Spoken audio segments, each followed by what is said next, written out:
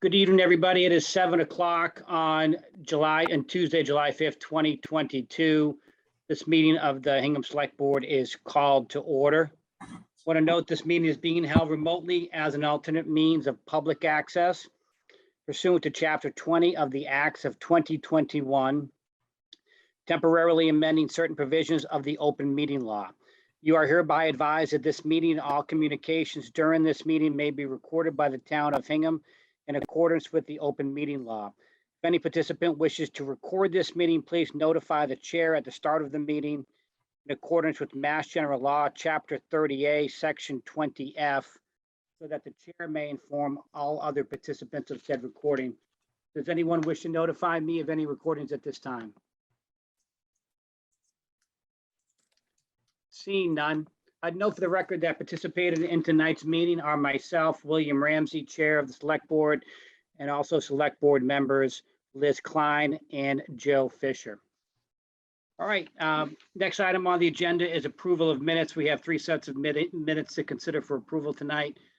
Joe and Liz, are you ready to proceed? I'm ready. All right, with that, I'll take a motion. I'll move to approve the minutes dated June 28th, 2022. Second. All those in favor by roll call vote signify by saying aye. Joe? Aye. Liz? Aye. And I'm an aye as well. The motion carries unanimously. I'll make a motion to approve the minutes dated June 29th, 2022. Second. All those in favor by roll call vote signify by saying aye. Liz? Aye. Joe? Aye. And I'm an aye as well. The motion carries unanimously. I'll take a third motion. I move to approve the minutes dated June 30, 2022. Second. All those in favor signify by saying aye. Roll call vote. Joe? Aye. Liz? Aye. And I'm an aye as well. The motion carries unanimously. All right. Next item on the agenda is for the Public Safety Building Committee presentation on the Public Safety Facility Project. Before we get into the presentation by the committee, I want to note a couple of things. First of all, the Select Board, pursuant to the presentations tonight and our deliberations next week, we are considering the potential for a November 1st a town meeting date, if necessary. Again, it's going to depend on the presentations this evening and our deliberations next night. Before I turn it over to Bob Garrity, Tom, why don't you just take a minute to give us some context on this presentation? Sure, happy to. I'm just going to share a presentation here so everybody can see what I'm talking about.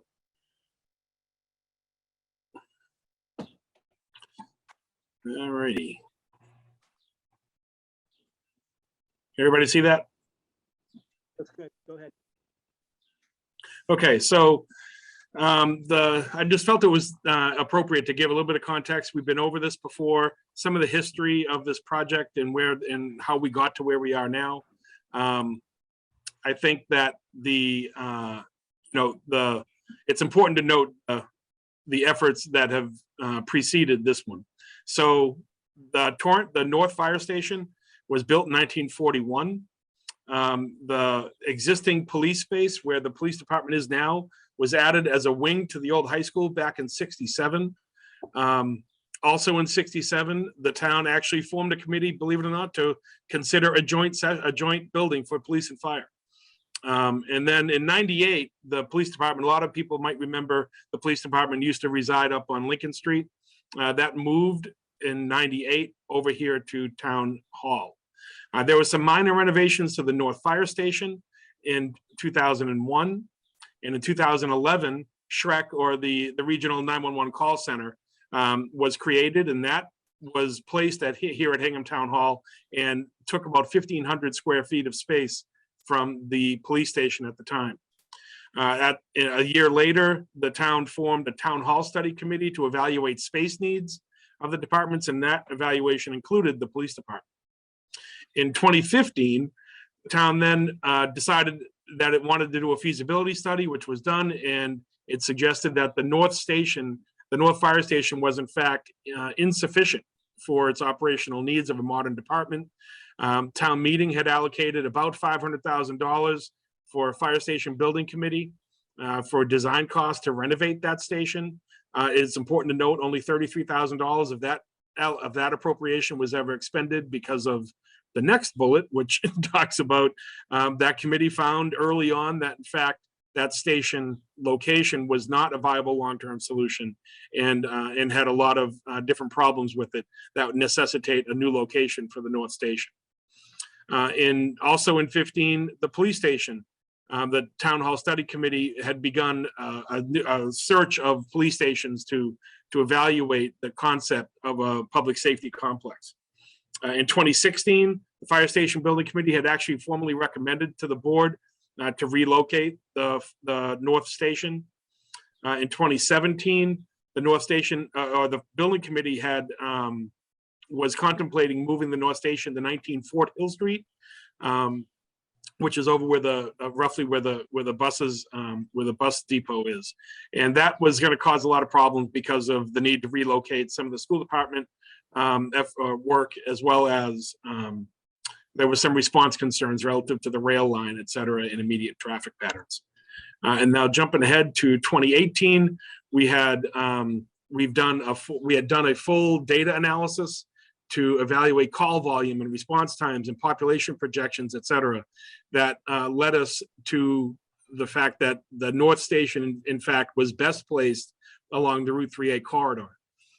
That resulted in a research of potential properties in and along the 3A corridor in 2019.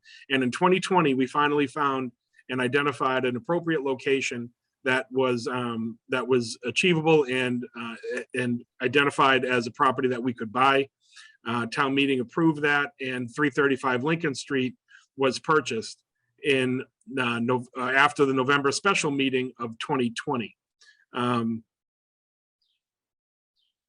At that meeting, they also authorized the feasibility study and conceptual design. That work was done, and in 21, the annual town meeting further authorized funding for the design development stage. Here in 22, the design is now completed. Town meeting has authorized another round of funding for pre-construction documents. That work is now underway, and Bob and his team are undertaking the permitting process in the coming months. Just a quick note on some of the other benefits. I know we've been over these before, but there are some obvious benefits, I think, to having a modern first responder facility. But some of the less obvious benefits that we've identified in the past are the ability when the police station, if the police station were to move from Town Hall, we would be able to expand the senior center here. We would be able to maintain the senior center on the Town Hall campus, which has been identified as something a lot of folks were hoping to do. We would alleviate a lot of the parking concerns here at Town Hall. And there's even some talk, we would need to obviously work through this with the architect, but I believe anyway, we'd be able to expand the school administration facilities into some of the vacated police department space. So there's a lot of tertiary benefits of this effort as well.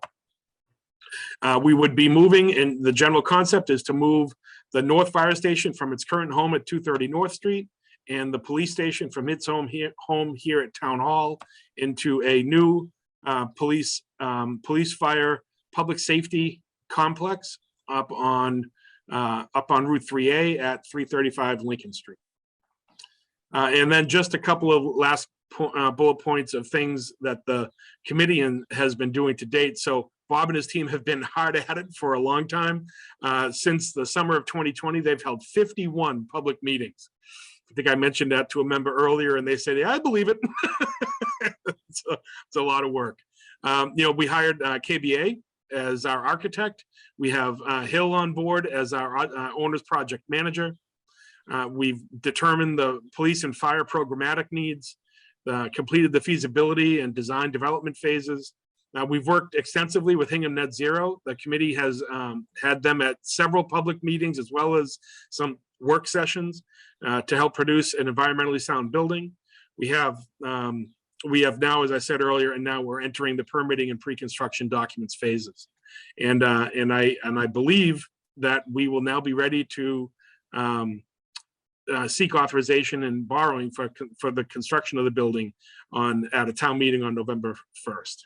So with all that, I'll turn it over to Bob to kind of walk us through all the details that go into all of that work.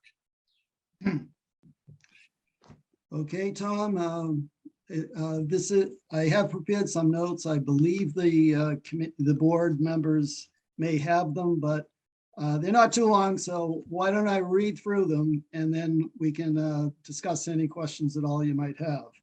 As far as the general description of the project, the new public safety building will replace the Hingham Police Headquarters building and the North Street Fire Station in a combined new facility that's located on a parcel of land the town purchased in the Hingham Shipyard. The building will be approximately 48,920 square feet in size. The project includes the construction of a 2-level parking deck for 101 vehicles. 47 spots will be below the parking structure. So on the first floor, 48 spots will be on the upper parking structure and 6 spots will be outside the parking structure. The parking deck will be restricted to the use of the Hingham Police Department and the Hingham Fire Department. There will also be on-site parking for 49 vehicles for visitor parking next to the building. The building will be 3 stories high. The design of the exterior facade of the building will reflect the industrial nautical history of the Hingham Shipyard, where hundreds of naval ships were built during World War II. The facade will consist of brick veneer, metal panels, storefront glazing, and a flat PVC roof. Now, due to the slope we do have some cuts that you just saw on what it will look like, and we can go back to them if there are any questions once I finish my initial presentation here. Due to the slope of the land, the building will appear to be 2 stories high facing Lincoln Street. So that's on the south side. And it will be 3 stories high on the north side of the building facing the MBTA commuter parking lot.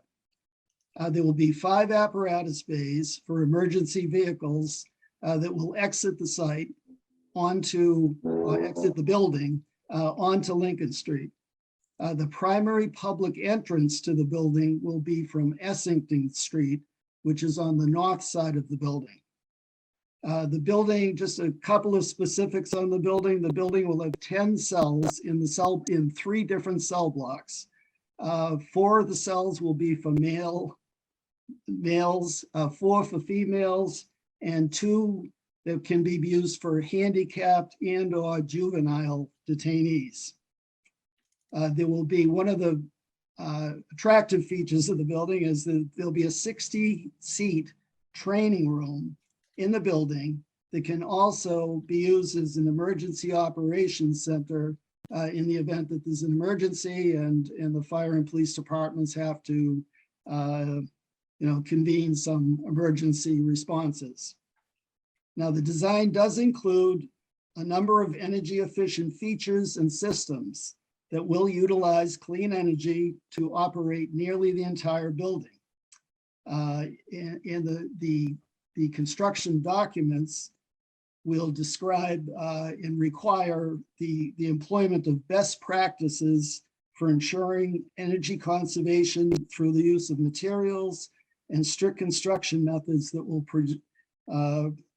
promote energy efficiency. Now, the building will be heated and cooled and operated by electricity that will be provided by HMLP and be generated by clean energy sources. The domestic hot water will be heated by electricity. That decision was just made a couple of weeks ago after a number of meetings with Net Zero, where initially our engineer felt that because of the need to really quickly have the ability to really quickly heat up a lot of water, a lot of hot domestic water, in the event there's let's say a midnight event in December or February during the cold months, he was initially sure that the only way you can do that is with natural gas. The Hingham Net Zero folks re-engaged with us a couple of weeks ago, and they advised us that Mitsubishi has now a commercial grade water heating system that's run by electricity, and that it's been very successful in Europe, and they've just opened up their effort to get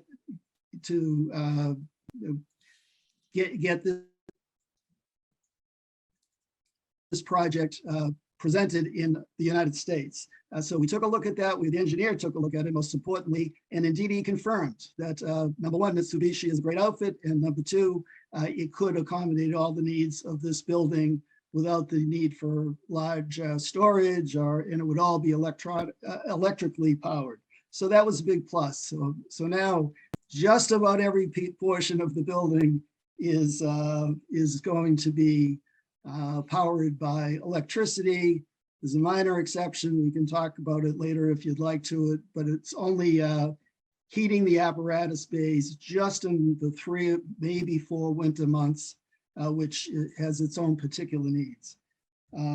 Okay. The design provides that the roof structure will be in the area over the parking deck will be solar ready during our construction contract, and then we can deal with the subsequent installation of a sizable array of solar panels after the construction is completed. The preliminary plans are also underway right now to install charging stations at the project. We're still working on the details and the different options that are available and exactly how they would work. We're working with HMLP to get their ideas and their responses, and that looks pretty good. As of right now, the construction documents will be 60% complete by August 18th, 2022. Now, the construction documents are really the final design stage of the project. After that, it's just a short period of time to go through the final construction documents and modify or actually add issues that relate specifically to the bidding process.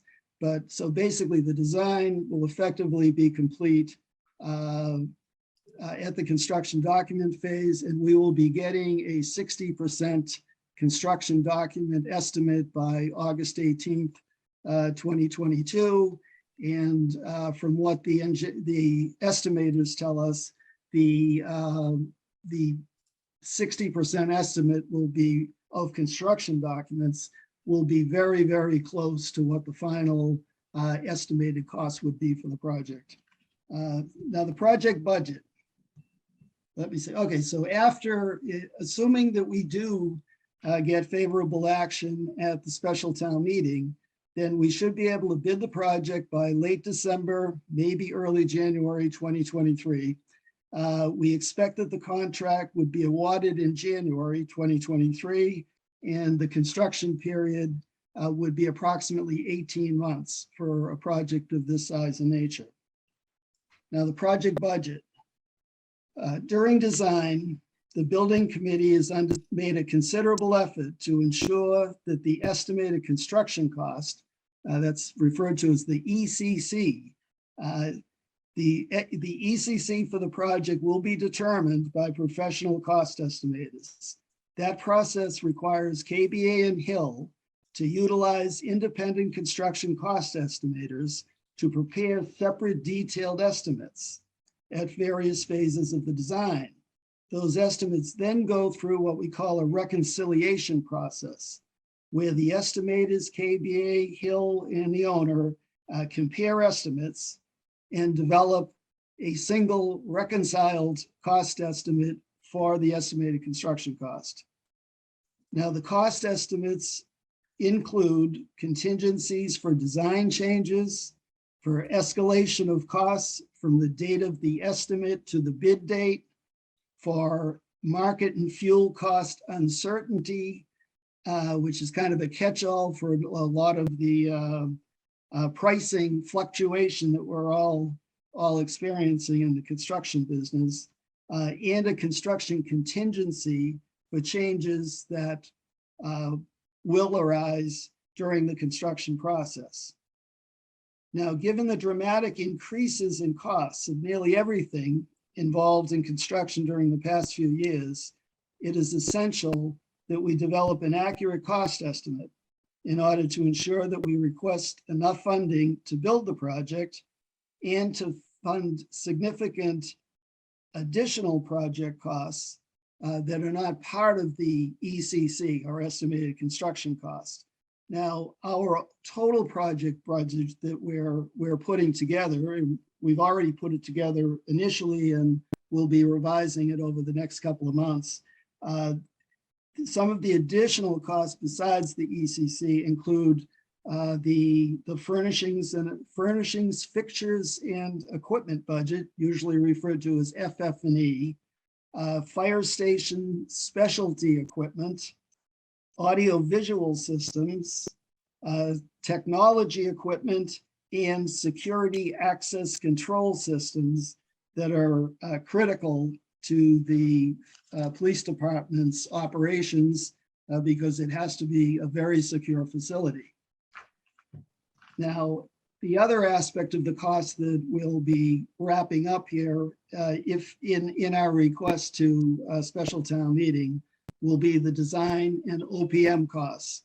Now, the town has already funded the design and OPM costs through the bidding of the project. So from the initial feasibility studies through the bidding of the project, we've already have funding in place to cover all those costs. Now, the request for funding that we'll be presenting to the special town meeting in November, it looks like, will include funding for the latest, what will be the latest estimated construction cost of the building, the design and OPM costs during the construction administration period, because the designer and the OPM are heavily involved during construction to make sure everything gets built right and to make sure there are daily people on board who will be checking all the aspects of construction, processing payments, reviewing change audits, all that type of stuff. And the design and OPM costs will include the design services, our OPM services, for assisting the town in procuring the furnishings, equipment, and specialized systems that I just discussed briefly a few moments ago. Now, in the contracts that we have in place with KBA and Hill, we have already fixed the pricing for most of the costs of KBA and Hill services during the construction administration period. So what that means is in the budget that we'll be, presenting over the next month or two, we will have precise costs for all the design-related and OPM-related costs that will be incurred after bids are received and the contract is awarded. So let's see. The current and future construction cost estimates. Now, the detailed estimated construction cost was completed in March of 2022 at the end of the design development phase of the project. The reconciled estimated construction cost at that time, now this is just for construction, was approximately $38,574,000. Now, we are scheduled to receive a new round of construction cost estimates when the construction documents are completed, are 60% complete, and we should have those estimated construction costs in hand by the middle of August of this year.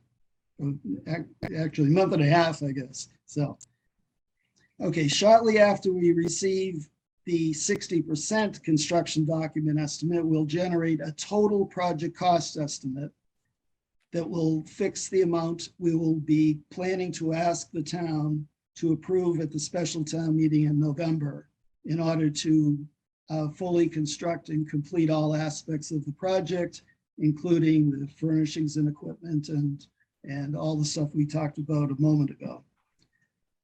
Now, the project schedule, the immediate items that we've done over the last, say, month or so is as follows. The building committee, with the assistance of KBA Hill and the town administrator's office, have proceeded to take a number of steps that are necessary to keep the project on track. And we have to be very rigorous at this point in time that nothing slips. We've filed an application with the planning board just last week to permit the project, including a request of several waivers that, you know, we hope they consider to be fairly modest. One relates to the size of the parking spaces in the parking deck. The other involves the width of curb cuts along Lincoln Street and Essington Street in order to accommodate the size of emergency vehicles, which are a lot bigger than most vehicles that frequent the streets, and they need turning capacity. So there's a slight increase in the size of the curb cuts that we'll need. And there's going to be a slight variation to the way they measure the exterior lights in the parking area compared to what the town's bylaws currently require.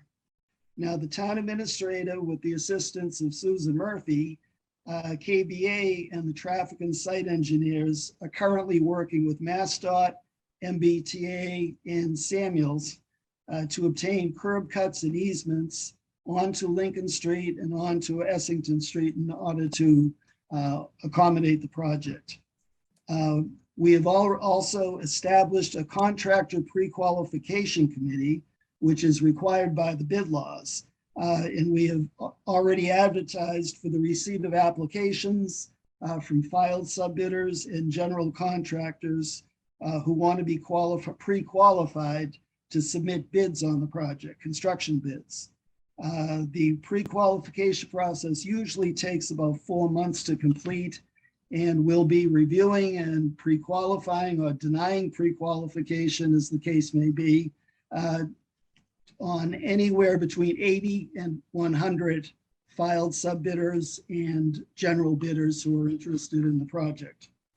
So that covered a lot of areas. So if you have any kind of questions, I'd be happy to take a shot at trying to answer them or tell you when you can get answers or can expect answers. Bob, thank you very much for the presentation and for your hard work. Bob, is there anybody on your team or your committee? I know you don't have a quorum, but I did see at least one member of your committee here tonight. I believe Paul Healy and Donna Smallwood are probably both here. We know Paul's here. We saw his shirt. Paul here. So I think Donna Smallwood might be on board too. Would anybody on Bob's committee or team like to add anything to the presentation?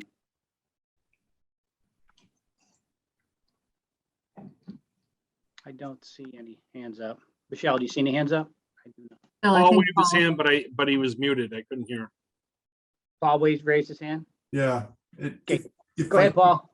Thanks, Bob. I'll keep it brief because Bob's description was pretty granular, and I hope the public appreciates the explanation of our work. I'd like to acknowledge the committee, however, Donna Smallwood, Bruce McAloney, Tally Lauder, Andy Touche, and Joe Kelly. We've been to quite a number of meetings, as Tom indicated, and those meetings have been attended by both the fire chief and the police chief, Steve Murphy and David Jones, as well as their deputies. So it's been a robust participation.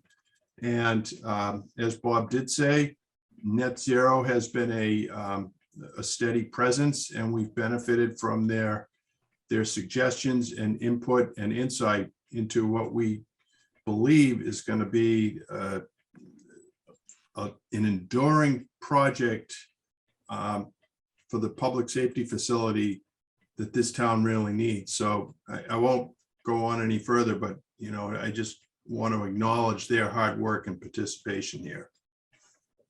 Paul, thank you very much. Let's see anybody else with their hand up. Okay. Before I turn it over to my colleagues for questions, Bob, I just have a couple questions for you. You mentioned your status with the permitting boards. Did I hear you correctly that you've just filed with planning? That's where you're at with them? Yes, we had a number of preliminary meetings with the planning board that seemed to augur well. They seemed like they liked a lot of the plan, and in fact, they were critical a couple of months ago in suggesting that we cut down the mass of, or reduce the mass of the building, the look of it really, from the, by considering putting a flat roof on. So we looked at that, we talked it over with the engineers, and quite honestly, the committee liked it. And it turns out that it's an easier, it'll be easier to put solar panels up there. It will appear smaller, and it will probably save several $100,000 in our budget too. The earlier design had a lot of peaked roofs, similar to a lot of the other architecture in the shipyard area. So that's just kind of one example. Excellent, thank you. Bob, and my second question is, you mentioned that the entrance is going to be on Essington. For the fire apparatus, the exit will be obviously onto Route 3A, Right. and you're gonna have lights triggered for them to get out quickly, correct? That's correct. Right. And what about when they return to the station? Would they go Oh. through Essington, or would they come back down 3A? Both. The preferred route will be for emergency vehicles to come back in from the back of the building through Essington. And we have a driveway that's that will pull them right into the front apron for the area, the apparatus space. They can also go directly into the apparatus space from Lincoln Street if they prefer that. But the norm will be from Essington, from the backside of the building. Great, thank you. And one last question, Bob. You mentioned a room that's going to be available for the fire department, police department leadership for emergency responses. Is this going to be like a conference room or a planning room? Yeah, it'll be a conference room that they can do all sorts of training. They can have people come to talk about, there'll be 60 seats in there. So it'll basically be like a big conference room, but it will be easy to convert it in the event there's an emergency, that could be an emergency center for the town in the event of an emergency. We really don't have one of those now in town at all. So that's a big plus. Great. Bob, thank you very much. Let me turn to my colleagues to see if they have any questions. And this evening, we'll start with Joe.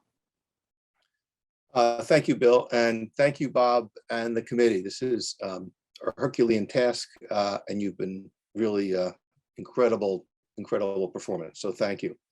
I'm going to start. Before you did the presentation, I had 4 general questions. I'm going to go over those questions because I'm going to ask them both to you as well as to Ray Estes when we get to his presentation. So he'll have an advance notice of the 4 issues. I'm no surprise.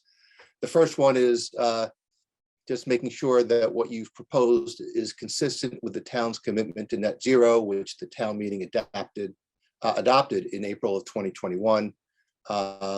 The second broad question deals with environmental and permitting concerns.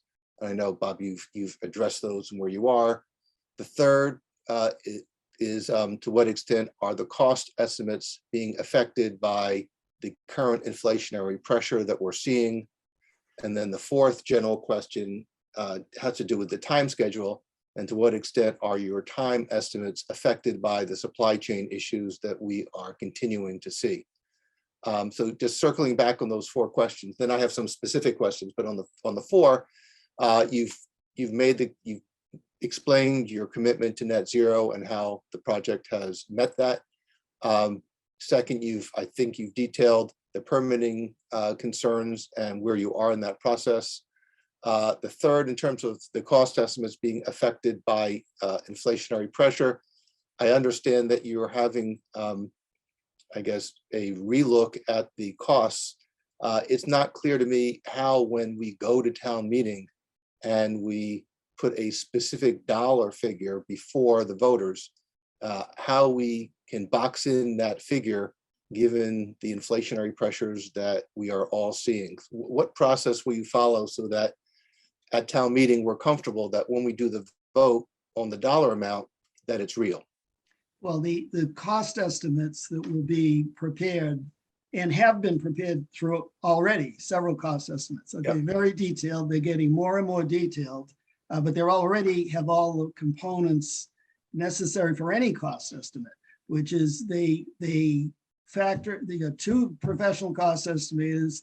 You've got the OPM and the designer, as well as town officials, looking over everybody's shoulder, and they work out a single reconciled cost estimate. Now that cost estimate, the one we currently have, the latest one at the end of design development documents, had these types of factors to take into consideration the unusual inflationary times that we're in the construction industry.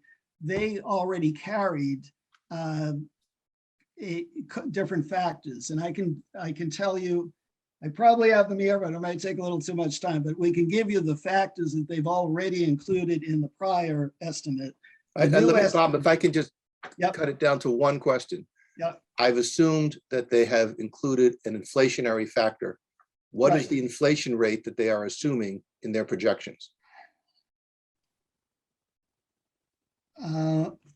Okay, I'll have to get back to you. Okay. But it is, they've factored all this into so the estimates that we're providing has a breakdown of about 4 different features that's a percentage of escalation for the costs. So they're very well aware of this, and they're constantly working on cost estimates for other projects that are going out to bid. That's their job. So there will be an inflationary factor. Where I'm having a little trouble is they've already included an inflationary factor in the design development. So now when they take another look at it, it's not like they have to add another inflationary factor. They just have to modify the one that was already in the design development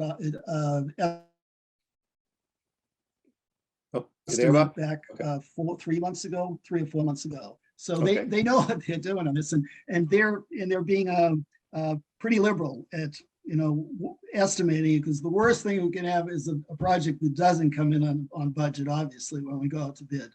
So we're really focused on that. It's better to have too much money than not enough money. You're not going to expend it if on frivolous reasons if you get it appropriated. So we know we have to get a budget that we can afford, and that we'll never have to go back to the town again for more money. Okay. And just staying on that topic, and this may be a Tom Mayo question, to what extent are the inflationary presumptions or assumptions of the two committees for the public safety building and Foster School, to what extent are you looking at those numbers so that there's some consistency? I'd hate to go to town meeting and say, the school committee is thinking there's 8%, the public safety thinks it's 12%. So I just want to make sure that there's communication there. I know that there's different timeframes involved in terms of the construction, but overall, we should be presenting the town with a consistent forecast as to how we expect costs to increase. So I agree. I agree, Joe. I can just jump in real quick. I think a lot of that will get fleshed out through the AdCom review as we go through the next 2.5, 3 months of review process with these boards. But I think that you're absolutely right. We need to know that what we're going to bring to town meeting for a number is a number that's going to work for both of them. Right. And is certainly consistent.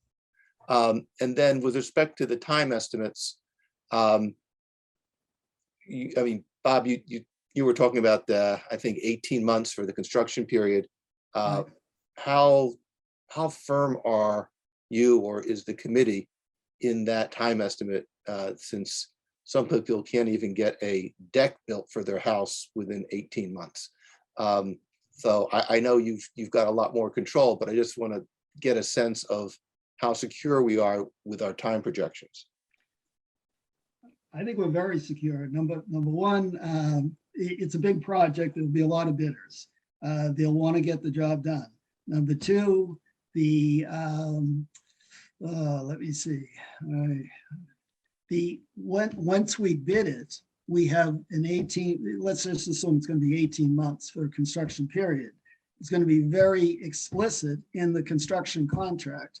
And if the contractor is late in completing that, then they're going to get hit with liquidated damages. by the town, or at least the threat of liquidated damages. And they are well aware of whatever their obligations are to make sure that they meet the target dates. Great. Okay, thank you. Okay. So let me go from the 4 general questions to some specific ones. It may sound like I'm second guessing the other committees that you've worked with, but I want to get the issues out there. You talked about the exterior materials for the building reflecting the industrial nautical history of the shipyard. Yep. To what extent do you think that that may have compromised either the efficiency of what's being proposed, or efficiency in terms of working for the police and fire departments, or efficiency in terms of our net zero goal? No problem with either one. Okay. None at all. The architect looked at all this information, these types of Yep. possible reverberations, and there weren't any. It's really, just a different facade. It's a very, very good type of facade. They like it better, actually. So. Oh, great. Okay. Yeah. So I think that's fine. You mentioned the flat roof as opposed to the peaked roofs. Right. When I moved to New England, I always thought people had peaked roofs because the snow would fall off. It wouldn't accumulate as much. Now you're going to have a flat roof. Do you have any concerns about snow accumulation or removal now that you're moving to a flat roof model? None. There's a lot of flat roofs out there. They're all the flat roofs have gotten better and better and better in the last 50, 60 years. And now they're really good, easy to maintain roofs. Yep. Real proven materials. These will be really high quality roofs. There'll be long-term warranties required as a matter of the contract documents. The types of roof systems will all be guaranteed by people that are, very good at their business. Yep. So, And I do understand that a flat roof, it's a lot easier to put the solar panels on, so that makes sense as well. Right. You talked about the Mitsubishi initiative for a commercial grade electrical system. right. What provisions are there if there's a power failure? Hingham Municipal Light is out of commission for a week. Well, a week might be tough, but there will be backup systems that will be run by natural gas, but only in the event that there was some sort of a down power system. So that there's always an alternate system that's available for a large building like this. And that's part of the design. Okay. And am I correct that to the extent that there is outage for a more extended period, priority can be going to make sure that the fire trucks can leave and do what they need to do? Because the police cars are often usually dispersed throughout the town, fire is in the building. Is there a priority plan for dispersing power when needed? Yeah, I'm sure there is. They're all good questions, but they are all part of designing the mechanical systems for a firehouse and a police station. Okay. These are all the best of the best when it comes to systems, that will kick in if the initial system goes down for whatever reason and for whatever period of time. Okay. In talking about the roof structure being solar ready, I did not hear any discussion about battery storage being available for the solar power. Is that something that will be available on site, or is the solar just pushed back basically 100% to Hingham Municipal Light? Okay, I believe the answer is that it goes right back into the grid. But Okay. That's a good question. We'll be happy to get a good answer by someone a lot smarter than I am when it comes to these matters. And we'll be happy to do that. It will be hard to find someone a lot smarter than you, but maybe who just has more facts at their fingertips at the moment. You've really just done such a superb job. Moving on to funding. Will your committee be involved in applying for any state or federal money that might be available to help fund the project? There is no state or federal money available that we're aware of. We took had the engineer and the OPM way back over a year ago look in, and it's just a given that there's no state or federal money available. If anybody knows something, we'd be delighted to hear from them, but no, there's no extra money for us. It's all on the town's dime. Okay, so I know that's something that the select board, we are always on the lookout for governments above us that can allow some funds to trickle down to help support our projects, and we will be vigilant on that regard. But I just didn't know if you had identified anything. No, we on did your end. ask around, but Okay, the designer has been designing a lot of public safety facilities, and they never have gotten any federal or state money okay. for anything. Let me ask about the scalability of what is being proposed. Are there aspects of the project that are being held back for the future? Perhaps because the technology may be available at a lower cost or at a better type of technology. I'm thinking, for example, the solar panels, maybe they're not being installed right now, but we're going to wait a little bit of time. Are there scalable aspects of the project that you've built into the plan? I'm not quite sure what you mean, Joe. I mean, example is, an aspect of what you would like to do that you're holding off because either we don't want to do it now because we don't have the money or we don't have the technology. No, the answer is no.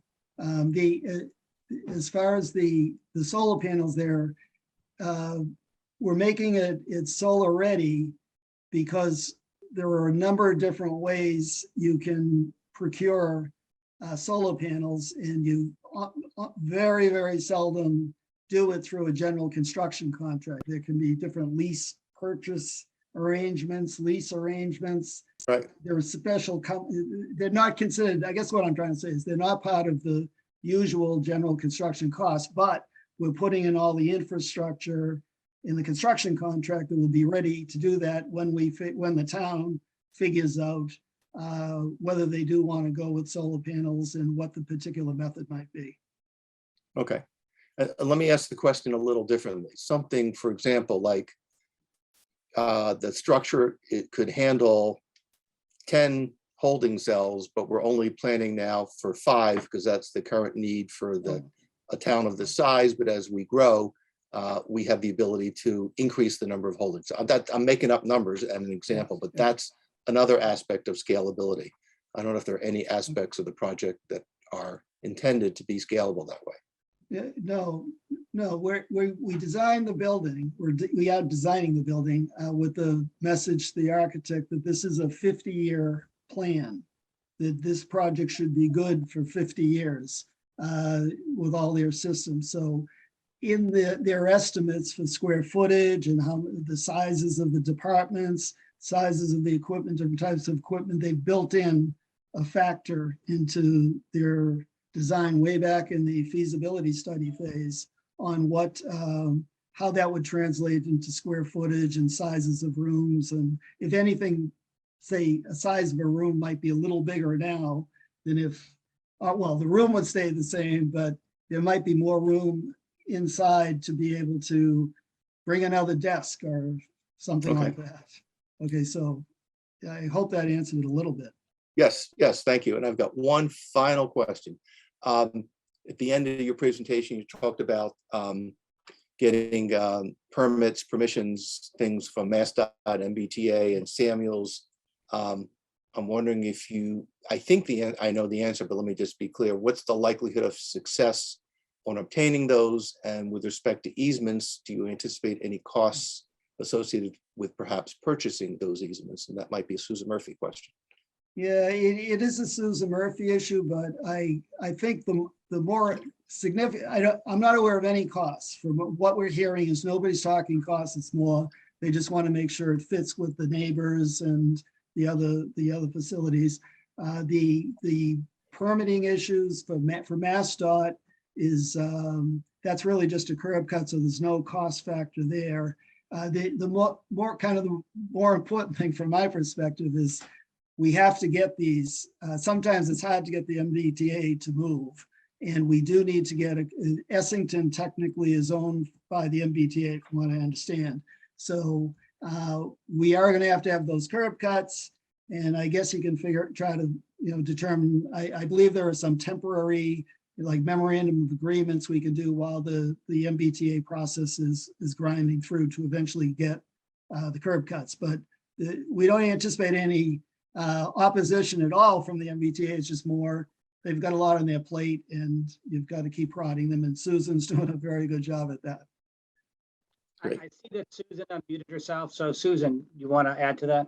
Yeah. So Tom and I actually have some meetings lined up, including, this week, next week. There are some abutters that are concerned that if they need to review documents and incur costs related to reviewing documents, that they don't want to assume those costs. Tom and I are talking that through with them. That will be something Tom will come back to the select board with. Right, Tom, I don't want to speak for you on that, but just to that, because that was the specific question and Bob said he wasn't aware. So Tom, I'll defer to you on that. But, we're moving along. Like I said, everyone's been receptive. It's just a matter of working through the details with them. Great, thank you. No, you've Why are you answered. laughing, Tom? Yeah, no. Yeah, no, we'll negotiate that out, Joe. We'll talk with all those different parties, Bill, and identify, who's, where we need to help, where we can help, where we hope our partners will be able to step up and do the things that they need to do. On the other hand, when we're moving into a new neighborhood, and we want to be good neighbors, so. You are Mr. Rogers and it's your neighborhood. Bob, thank you very much. Sure. All right, let's turn to Liz. Excellent. Thank you, Bill. And thank you, Bob and Paul and Donna and the rest of the committee. It's clear that this has been a many-year process and many meetings. Certainly appreciate you involving the public so much, as well as the collaboration with Net Zero. That's obvious. I think Joe asked all the questions, but You'll go first next time. I know, no problem. They're great questions. Just a question about the timeline. I know you said, Bob, that the construction documents would be 60% complete by mid-August, August 18th. Is that when you're considering design to be complete, or there is design when they're 100% complete? The docs are 100% complete. When the docs are 100% complete is, yes, not 60%, but Okay. the majority of the project will be designed. It's all question. The design gets finessed. It gets refined between 60 and 100%. So nothing major happens. It's just the architect needs the time to really get down in real specifics on exactly what type of piping is going to be installed, exactly what type of furnishing. So it's not, there won't be big like cost related issues or anything that between 60 and 100%. In fact, the 100% design will be about a month later, 6 weeks later. So it's that close. It's really close. And that's why we figured 60% was a good take to do one of these very detailed dual estimates that have been working quite well for us. Got it. Okay. So do you see the permitting and the work with MassDOT and MBTA and Samuels happening by August 18th, or is that more the end of September?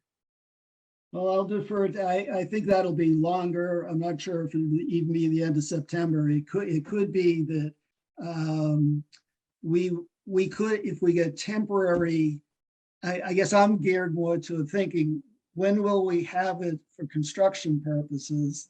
And even then you can still be working off a memorandum of agreements where they're all agreeing while, things are just churning through the MBTA or Samuels, but Samuels will probably be okay. The MBTA is the one that, because they're a big public agency with a lot on their plate, they might not move as quickly as we might want. Right. Understood. Yeah, we may end up having to have an MOA or MOU on that stuff, Liz, but we'll do the best we can to get it done in advance. Great. Thank you. And I think you mentioned, Bob, a cost estimate contingency. Is that a certain percentage of the total cost, or is that a specific amount? It's a specific percentage of the hard costs, so the estimated construction costs. And they project, so they're really just trying to project it, what will it cost from the date of the estimate to the bid date, given the escalation. But this is just a regular part of estimating. I mean, Sure. Certainly there's worse inflation than there usually is, but it's something estimators just deal with all the time. And so that will be a percentage right in the estimate, that this is an estimate of the estimated construction cost, the hard costs, that we're factoring in kind of as an unknown factor. Okay. It's a contingency. They call it a contingency. Sure. Okay. And are they modeling out different levels, like kind of a low, medium, high? Or is it just that percentage? Well, no, they agree to a percentage between themselves and with our assistants, and I'm looking over their shoulder and the OPM and seeing what they've done in other projects. And again, they're always working on all different projects, and they're constantly getting new bid information in. So I'm not predicting this, but I mean, prices could either be leveling off or they might even be coming down a little bit, because the market was really crazy the last year. Right. And hopefully everybody keeps saying, oh, it's going to flatten out next month, but we'll believe it when we see it, but that's why we include a contingency. Right. Great. Thank you. And I know you mentioned that the lifespan of the building is 50 years. So when we were talking about scalability, I'm assuming the population projections are part of that scalability in terms of the 50-year life of the building. Right. We weren't familiar. We weren't really directly involved when they were doing the initial takes on like how many runs there are, and I'm sorry, what the statistical information was from the fire and police department that would be relied upon to project the size of the building and square footage. That was way back in the feasibility study, but the architect worked on all that. I can't crank out any numbers for you without. I can probably find them for you if you're ever really interested. Definitely interested. No, thank you. And you also talked about redundant power systems. I'm assuming there's redundant technology systems as well, maybe something Yes. offsite. Yes, that's what the security systems and all they all have to have redundancy. Yes. And it's really any building, but it's particularly the case on public safety buildings. Sure. Okay, good. And you mentioned the bidders. It sounds like you're expecting a lot of bidders. Do you have kind of a sense of who will be bidding and how many? Not yet, but I'd say there'll probably about 10 general contractors will apply to bid. Now, whether they actually submit a bid or not, maybe only 4 or 5 will bid. When it comes to filed sub-bidders, which we have to receive formal sub-bids from pre-qualified sub-bidders in 14 different major sub-trades. So they all have to get pre-qualified, and there will be, I'd say, at least 70 to 80 people applying. So there'll be no shortage of bidders. We're not concerned with that. Okay, great. All right, excellent. And also thinking about the lifespan of the building, what are we looking at in terms of flooding concerns or any projections related to climate? None. Okay, no, we looked at that. We had the architect and the experts all look at it, and we're well above the projected flood level. I'm not sure what the terminology is that's predicted, over the next, 100 years or 200 years or whatever. We are above it because the land slopes from 3A down toward the water. Right. We were very happy when we found out that, because we don't have to build up the site at all. Great. All right, good news. Excellent. Thank you. Thank you all for the work on this. Liz, thank you. I'm now going to ask if any member of the public has any questions or comments. If you could just please raise your hand either virtually or physically. I'll try to spot you. Just direct your question to the chair and state your name and address for the record when recognized.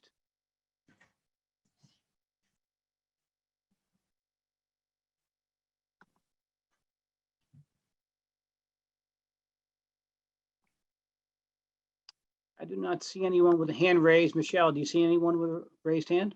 I don't, Bill. Okay, all right. No public comments or questions. I just want to take this opportunity again, Bob, to thank you and your team for your hard work. Very much appreciated, and very much appreciate your presentation this evening as well. Hope you have a great rest of the week, Bob. Okay, thank you very much. All right. Hey, Bob, Yep. before you leave, you're not planning on taking any vacations or leaving town the next 3 years or something? Well, I'm going to Morocco and I might never come back. So, No, we'll follow you. but that's before town meeting. That's just before special. Okay. meeting. Great, thank Thanks, you. Bob. Have a great night. Thank Well, you. thank you. Thank you, everybody.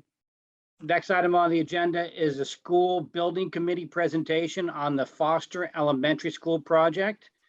I did see the chair of the committee here, Ray Estes, is here, and I think he has his project architect with him. But let me turn the floor over to Ray for his presentation. Good evening, Ray. How you doing? Good evening. Thanks, Mr. Chairman. Ray Estes, 92 Fort Hill Street. I'm actually the vice chair of the school building committee. Linda Hill, our chair, is away, I think returning this evening. My apologies for that. Yes. That's okay. Just want to make sure for the record.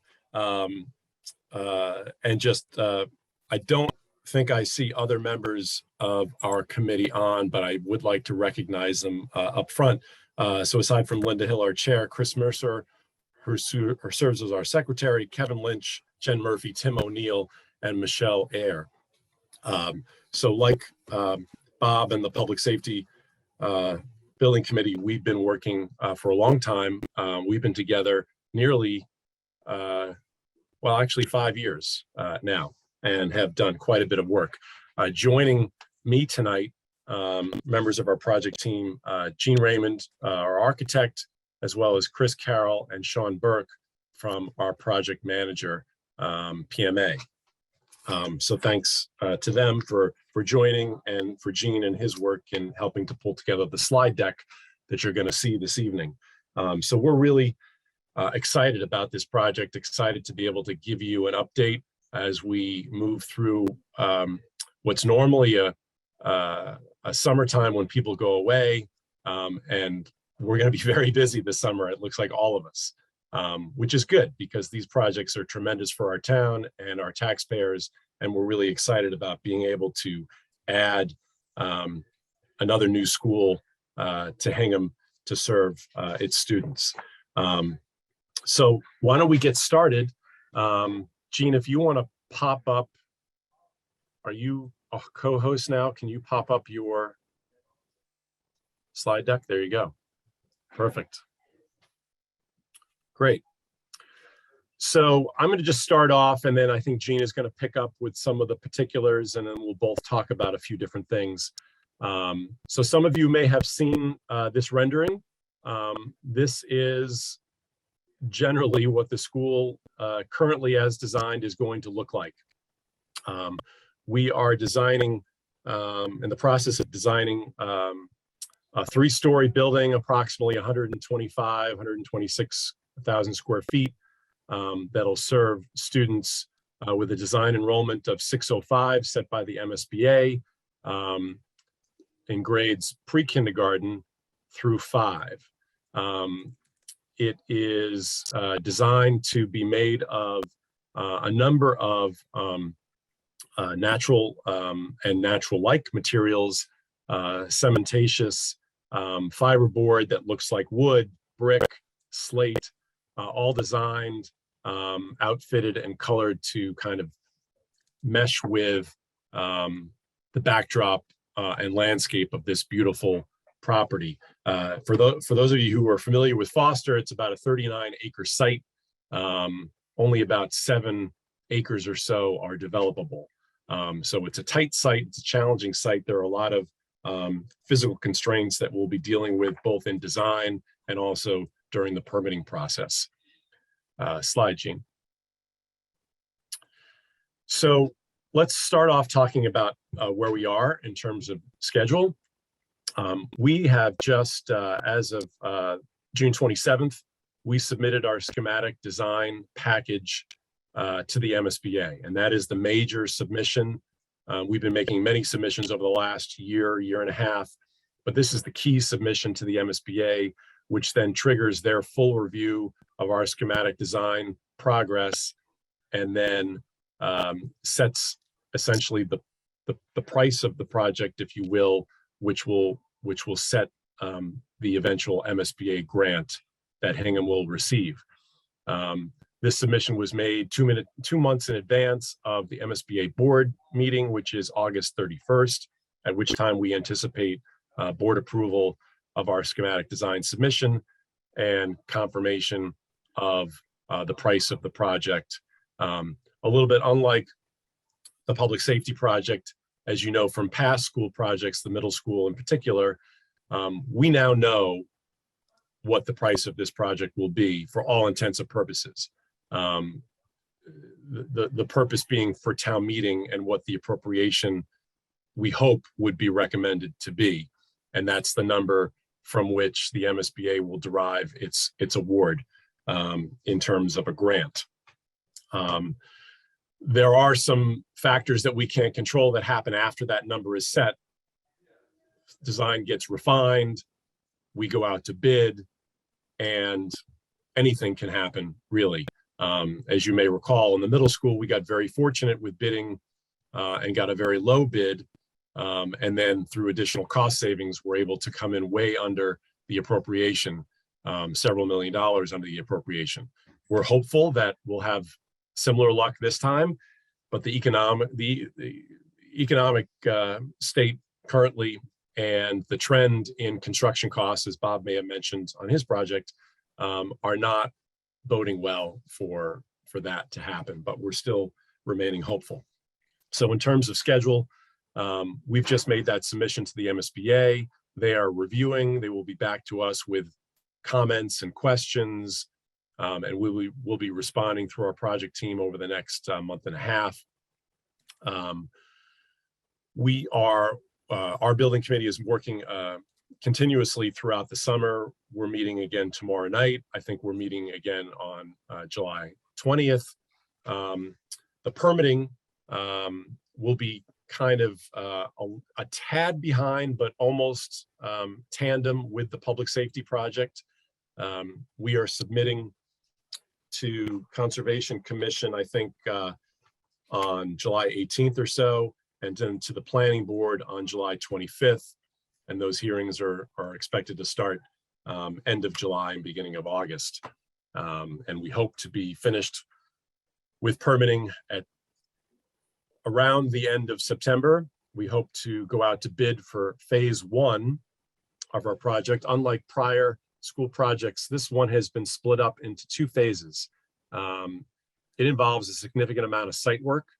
And in order to stay on the schedule that we'd like to achieve, we have divided the project up into 2 phases, one of which will be the beginning of the site work, where we will begin to cut into Otis Hill, prepare an access drive that will end up being an emergency access as well as access around the school permanently. And we will begin to raise up the site. Unlike the public safety building that enjoys a site on 3A, we do have some site constraints, including a projected potential 500-year storm floodplain rise, which we have essentially taken out of the equation with design. And we are raising up a large portion of the site, and particularly where the school is going to sit, to elevation 17.25. So it's a significant rise in elevation, and we're going to use the fill that we take from Otis Hill as we begin that site work. So the schedule, we will go out to bid, hopefully the first half of October for phase 1. Special town meeting November 1st. We will award, we'll have the debt exclusion vote on the 8th, and we will award, hopefully, the bid 10 days after that, as soon as November 18th. And then we hope to begin the site work phase 1 in the beginning of December. So that's our projected schedule at the moment for phase 1. We'll then continue to work through refined design. Similar to the public safety project, we go through a couple of different phases of cost estimates during design development. We actually do 60% construction document cost estimates, 90% construction document cost estimates. Those are required by the MSBA so that we can get as close as possible and refining the design and the estimates to be as accurate as they possibly can be as we get closer to bidding. We anticipate bidding for phase 2, or what we call the vertical construction, to be in April, I believe, and award the bid sometime, 6 weeks or so thereafter, and hopefully start the vertical construction sometime in June of 23. We anticipate what'll be approximately a 13-month or so, 14-month or so construction time period, with the goal of opening a new school in September of 2024. So we've been working toward that schedule goal all along. We continue to work toward it. We've been told many times, and we remind ourselves daily, that it is a aggressive schedule, but we're committed to staying as close to it as we possibly can. The kids and the staff who have dealt with Foster and its issues for many, many years have waited long enough, and we're trying to accelerate this project as quickly as we can so that we can benefit as many kids and teachers and other staff in the Foster community as we possibly can. So that's essentially where we are on schedule. Can move to the next slide. So with respect to where we are with the MSBA, as I said, we just submitted the schematic design package on June 27th. That package was a very comprehensive study of everything that we've been doing thus far and the design that has been developed to date, along with a reconciliation of 2 independent cost estimates, one engaged by the designer, one engaged by the OPM. Those 2 cost estimators then worked together to reconcile it, and I think got within $50,000 or so. And when you're talking about $100 million project, that's a pretty remarkable accuracy point to get to. So we feel really confident. Both cost estimators are excellent in their field. In particular, I would mention Peter Bradley, who is the OPM's cost estimator of record, is a Hingham resident, served on the prior building committee, and is widely known as the preeminent professional cost estimator in the Commonwealth. So we feel very confident in the folks that we have working on this project all across the board. So in terms of where we are on numbers, based on those cost estimates, this projected project cost is $113,335,749. That's a huge number, and it's almost painful to say out loud. What we have seen over the last 7-8 years, and particularly over the last 4 years, I think, are increased construction costs across the board in commercial construction, and particularly in school construction. Just as a comparison point, we built the middle school at $285 a square foot. We are seeing estimates for construction costs over $500 a square foot, $600 a square foot. What compounds the increased costs that we're seeing for construction are the limitations that we face when we work with the MSBA. It's a wonderful program. Who would ever turn down tens of $millions of reimbursement from the state? But at the same time, It's a program that has parameters, it has limitations, it has restrictions. And those restrictions are on the right side of this slide, what we call exclusions. So eligible costs, there are many things that are deemed ineligible for reimbursement. Bob, you were asking a question about solar panels earlier. We'll talk about that this evening as well in this context. The infrastructure to make a building solar ready or PV ready, photovoltaic ready, are eligible reimbursable costs. However, solar panels themselves are not reimbursable by the MSBA. So if we were to acquire solar panels for this project, that cost would have to be borne entirely by the town, HMLP, or perhaps a third party independent individual. And we can talk more about those three options a little bit later on. Other ineligible costs we don't have to deal with at Foster because we're on public sewer, are if we had septic, a wastewater treatment plant, which we actually had to install for the middle school because that is a septic situation. Wastewater treatment plants are not reimbursable. So there's a number of things covering a host of areas that are not reimbursable and are just excluded from reimbursement. Then you've got a construction cost cap. So the MSBA reimburses at your approved percentage at up to $360 a square foot. Anything above that is not reimbursable.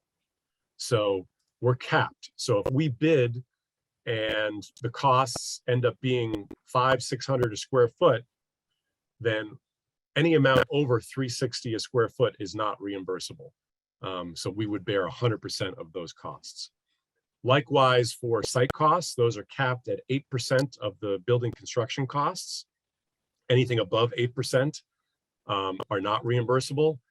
And I can tell you that it's almost a certainty that not only will we be above $360 a square foot for construction, but we'll also be above 8% of construction costs for the site work, just because of the nature of this site.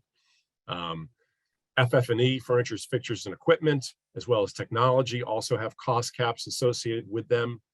There's a soft cost cap, which involves permitting costs, insurance, attorney's fees, any number of things like that that are not actual hard construction costs are capped at 20%. And as I mentioned, photovoltaic installations, that's solar panels themselves, are not reimbursable. So over on the left, you see what our projected reimbursement rate is.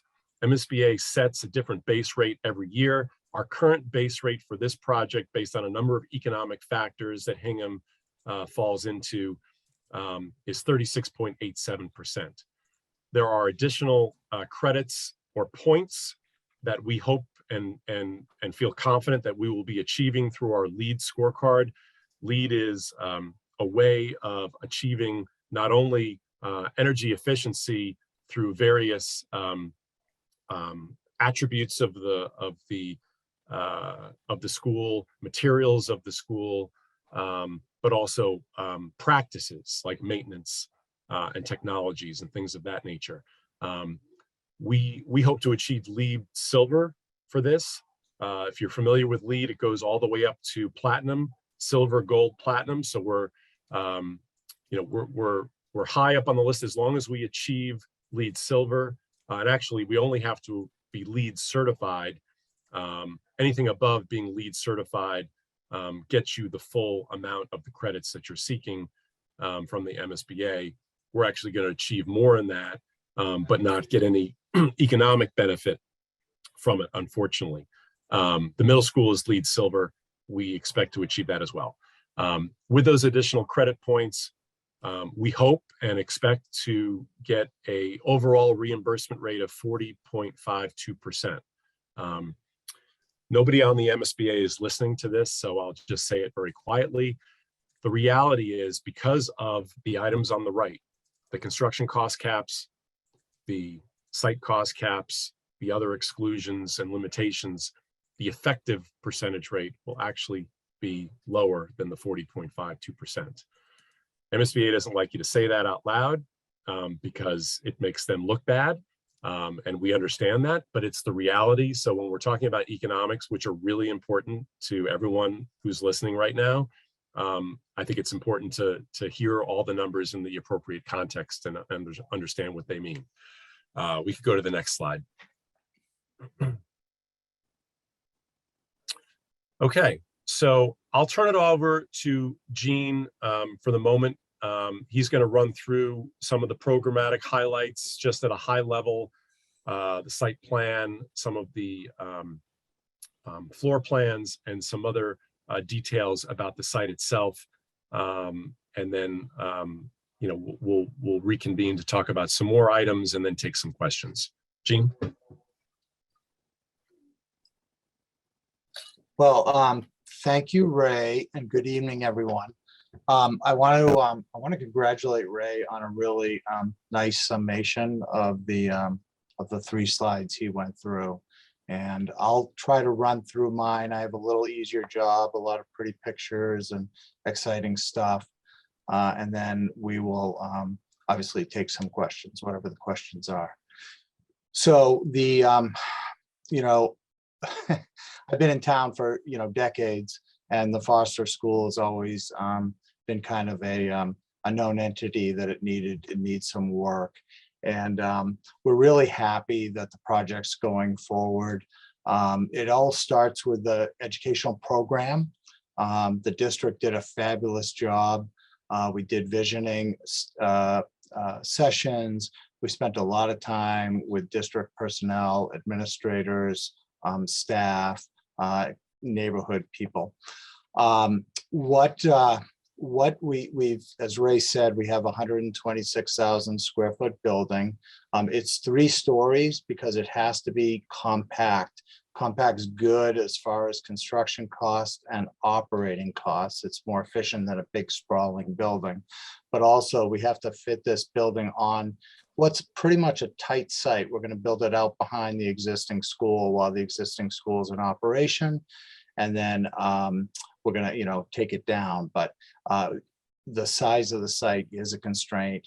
And even though it's 3 stories, I think we've done a really good job with the SBC of trying to break it down and make it look very, very nice in its setting. The school's been, it's addressing academic issues, which is taking a large school. When you add in the pre-K population, that's a new program at Foster. There's going to be probably over 700 kids in the school. And so one of the things in the design, I'm not going to go through all the design things, but we've taken down every grade level, and where they're currently running 4 classrooms per grade. It's designed for 5, which, as Ray mentioned, was kind of driven by the MSBA's enrollment projections. The good thing for the town is that it's absorbing growth and allowing classroom sizes to be maintained. We're going to take, we're going to break it down into these really nice little neighborhoods. So each grade level, we're taking this big school, and it's all going to have its own little neighborhood. So it's going to be very comfortable and very, it's just going to be great for the educational process. The existing building has a number of rooms that don't have windows, which is one of its big downfalls. So this school, you see every classroom has spaces, you know, with windows, obviously, but even the learning spaces that are kind of in the middle of the school down the hallway, you know, we're bringing natural light in through skylights. I mentioned the enrollment capacity, which is being increased. The pre-kindergarten program over here on the right on the first floor, there are actually 5 new pre-kindergarten classrooms. Right now, that program is only at the East School. That's a very popular and very good program for the town. So it's expanding as part of this project. That's a real benefit to the community. We're right-sizing the gymnasium, the media center, and the cafetorium.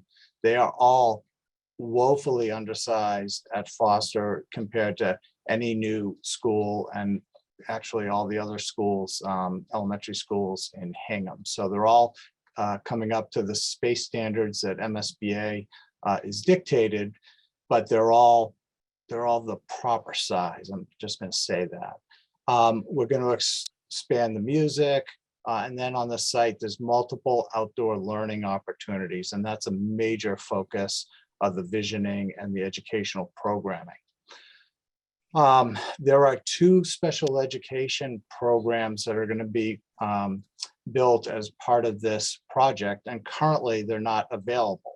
I think one of them is actually we're sending, or the district is outsourcing to other districts. So there'll be a therapeutic learning center and a language-based classroom.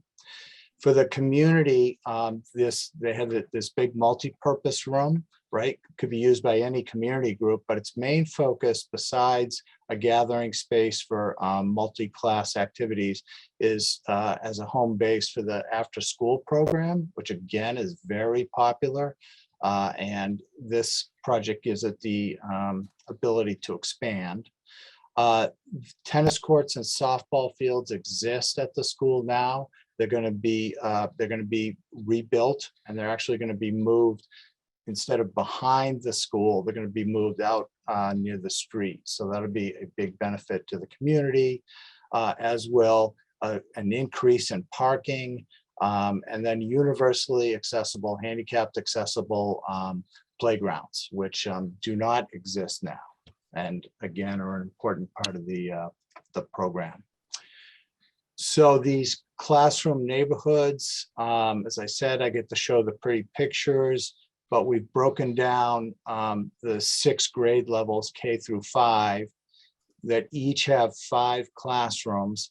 And we've, not only do they all have windows, but they're all situated around a common space, a lot of which is just simply corridor space, but we're outfitting it for group activities, which is a huge part of the program.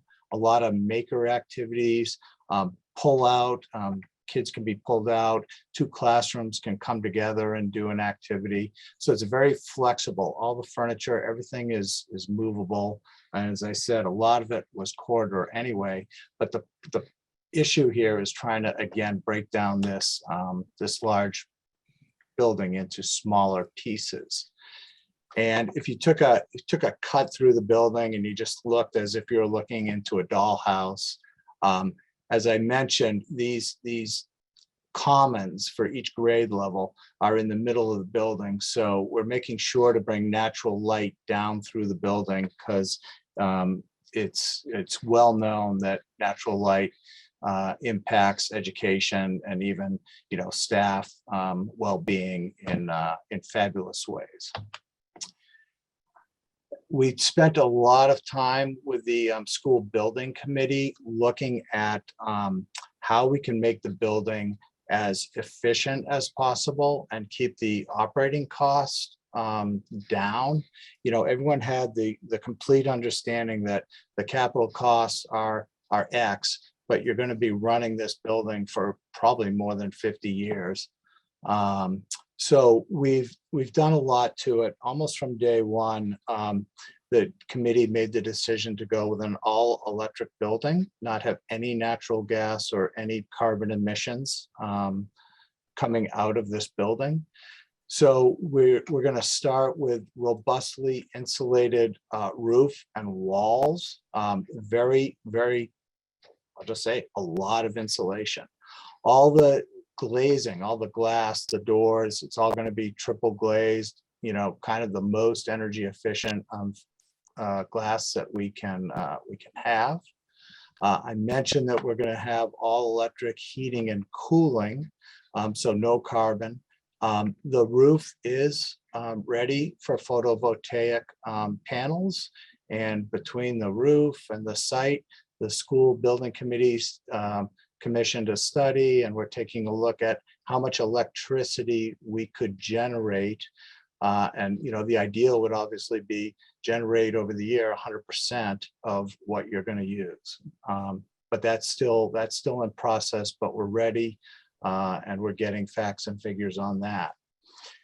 As far as the utility costs, what we want to do is we want to we want to look at, instead of trying to heat a whole building here, you know, put the heat or the air conditioning in up high, mix the air and have the exhaust go up in the ceiling, which is kind of a typical way that a lot of buildings have been set up.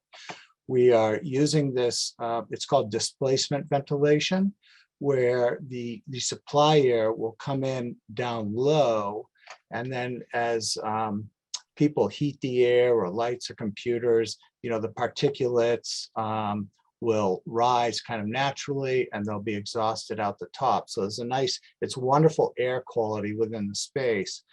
But this diagram here shows we really have to just concentrate on making the bottom 7 or 8 feet comfortable. And we don't have to really worry about this upper level, which we would if we'd gone with a more traditional system. So this system is going to have great air quality, but it's also going to be much more economical to run than it might otherwise be. And then finally, one of the reasons for the all the work we've done is to land on how we're going to do an all-electric building. And we looked at, it's going to revolve around heat pumps, and they're going to provide cold air or warm air, depending on the season. And the question is, do we do a heat exchanger with the air and suck, you know, warmth or cool out of the air, or do we take it out of the ground? And we landed on the ground source heat pumps, which requires, I think in this case, it's going to be, if I'm not mistaken, I forget the exact number, but a number of wells are going to be about 500 feet down into the ground. They're going to take heat out of the ground. They're going to absorb cool out of the ground, and they're going to provide this wonderful air.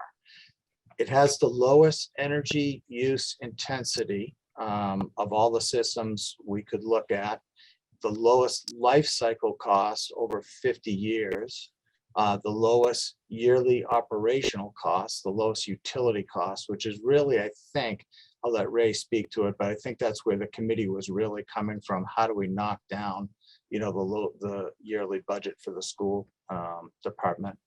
But it also has, it's less complicated. It has reduced maintenance, reduced downtime. And then the other thing is the packaged units up on the roof don't have to have condensers in them, which they would with another system. And so that's a lot quieter for the neighborhood. This gives you a little bit of sense. So we'll come back to the site planning, but Downer Ave is over here along the left side. Planters Field Road is here. The existing front of Foster. So Foster is this L shape. The new building is going to be built out behind Foster. It's going to be dug into the hillside because we want to try to keep as much of the flat area on the south side for play. But this is where the well field is going to be installed. All those geo ground source heat wells. This is the same the same site, but you know, obviously it's a photograph, and this is just to give maybe people a little bit different idea. This is the Foster. It was built starting in the 50s. There was another addition later in the 50s, and then a 1973 addition. Anyway, the parking lot is down here. We are looking to redevelop this area as play field, and we're looking to tuck the school into the hillside.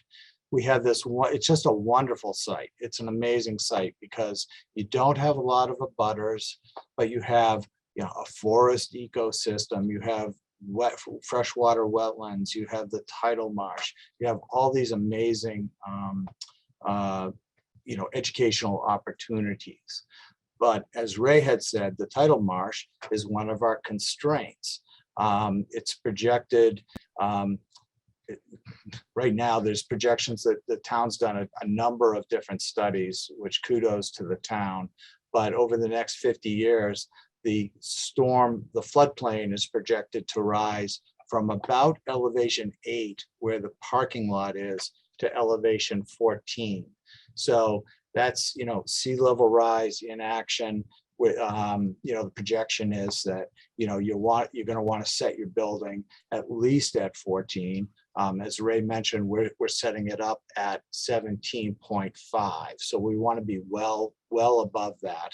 And then we're going to slope down to meet the marsh with the playground. So this is where we're going to get the soil to do that. As Ray mentioned, we're going to, the first phase of the project is we're going to dig a new road in here. So a contractor has a way to get into the site and do what has to happen while the school is under operation. All the dirt that gets pulled out of this hill, and it's not only the road, it's making room for the building, because the building is going to, this is the slope of the hill, and this yellow box is the building kind of pushed back into it. So the dirt that comes out of here is going to get spread on the site and raise it up out of that future floodplain. The proposed site plan. So now where the existing building is, you don't see it any longer. This is what you're going to end up with. We have the new 3-story school at elevation 17.25. We have this new loop road that is the first phase, is kind of putting this road in and raising the plateau right here. There are playgrounds, a large K5 playground they'll have a hard surface, and then it'll tear down to the edge of the marsh. There's a separate pre-K playground right next to that wing. And then the gymnasium is located in this corner of the first floor. This whole first floor, you'll see later, it's just dedicated to community. It's obviously school space, but it's all going to be open like many of the other schools for community use after hours. But anyway, that gym and the PE program will make use of the relocated softball field. And obviously the outfield will be used multi-purpose, many sports. And then 2 out of the 3 tennis courts will be able to be relocated here along Downer Ave. We have a big parking field. We're adding, I think, 40 spaces, maybe even more, I apologize. But after all the staff is in the building, we'll still have room for up to 40 visitors. And this school gets a ton of visitors during the day. There's a lot of activity from the community, a lot of PTO, a lot of parents. So, we've managed to fit in an appropriate size parking. Then there's a loop for buses, there's a parent loop, there's a drop off at the front.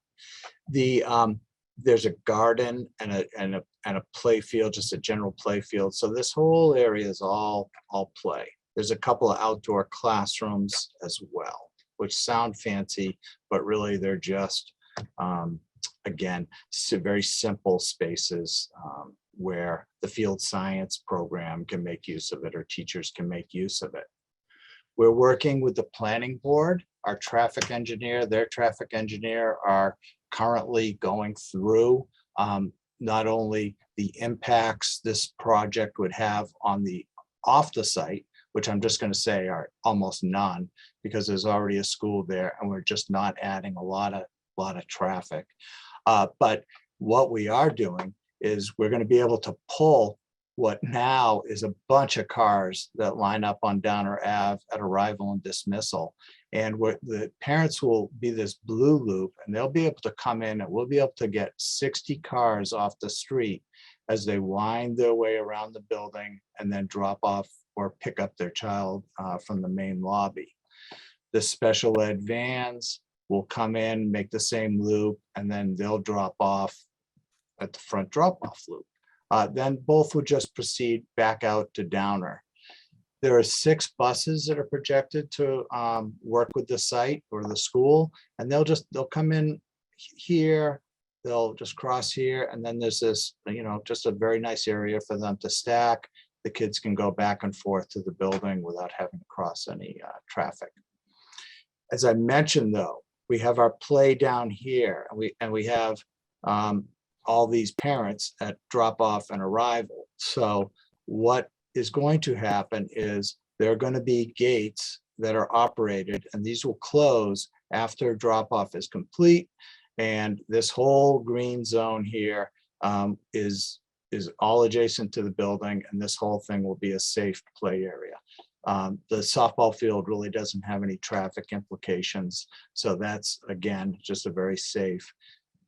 Any visitors during the day will just come in, make use of the parking, turn around and go back, and then services this tank, which goes to the kitchen or custodian. So again, we're working with the planning board on this. It seems to be going very well. And I think we've done a, knock on wood, a great job about organizing the site. The phasing, the school community, as well as the whole town, is going to have to live through this during construction. So we've been thinking about this as well since day one. And this diagram has a lot of stuff going on.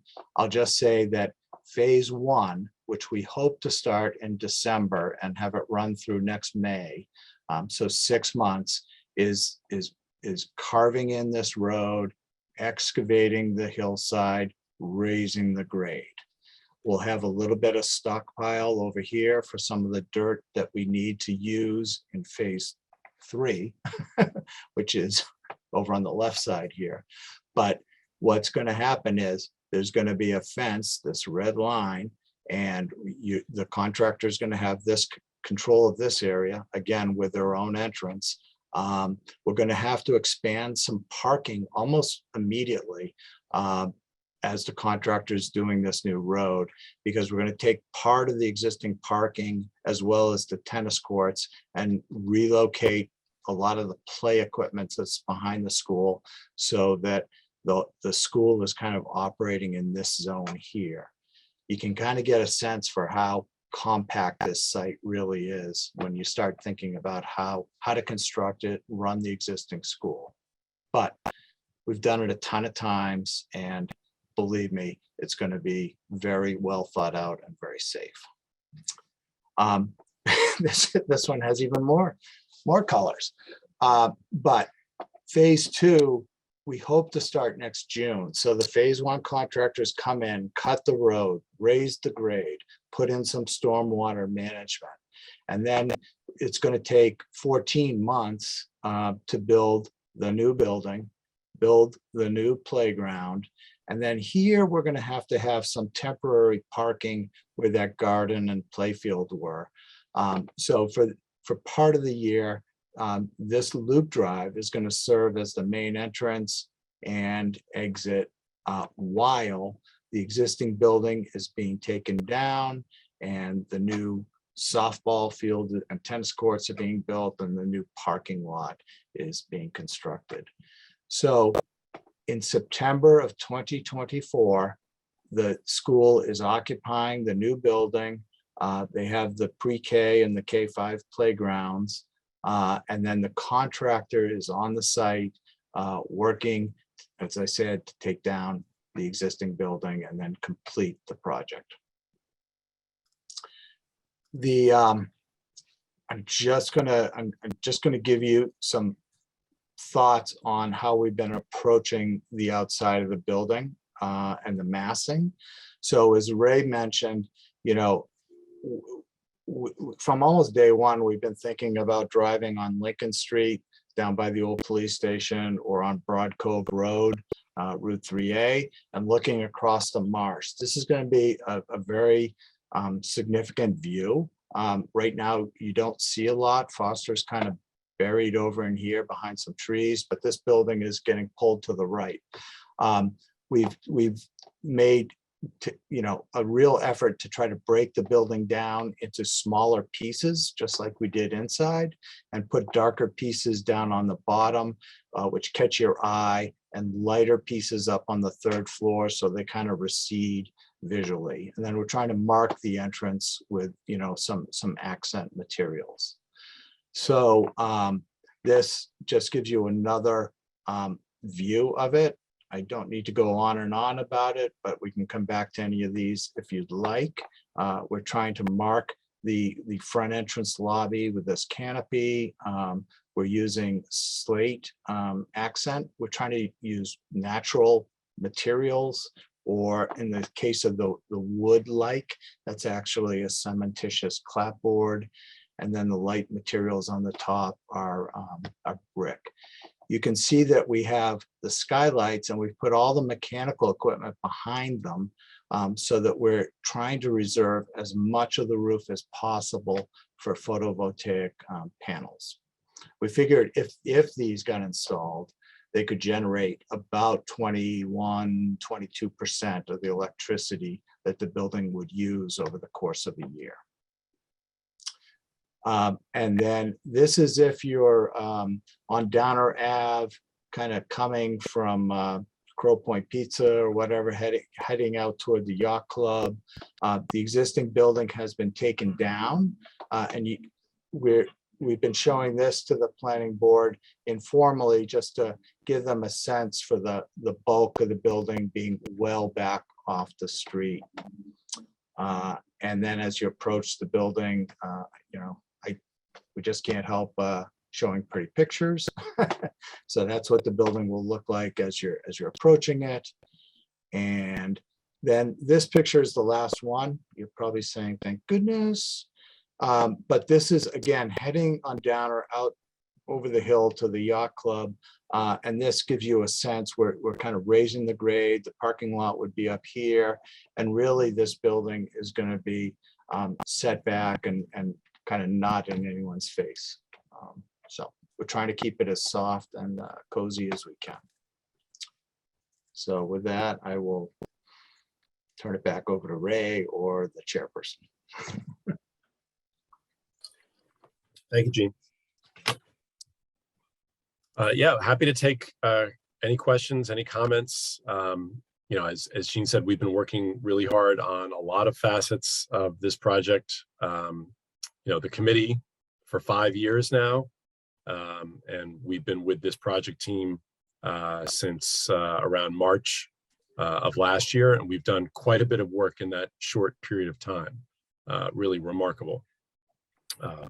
So we're really excited, and we look forward to answering questions that you may have. Great. Well, Ray and Gene, thank you very much for the detailed presentation. That was excellent. Let's start with Liz first on this one. Go ahead, Liz. Thanks, Bill.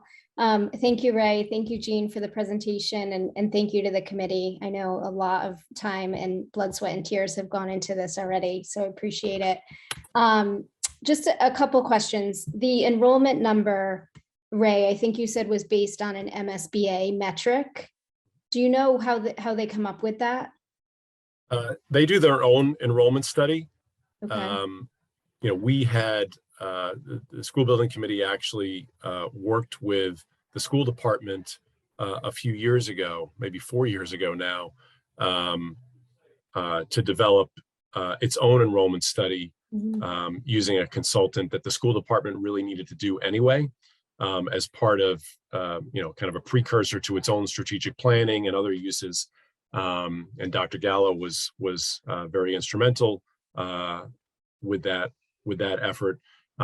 We certainly provided our data and information and study results to the MSBA, but they do their own study, and they look at not only existing enrollment, but projected enrollment based on developments at the time.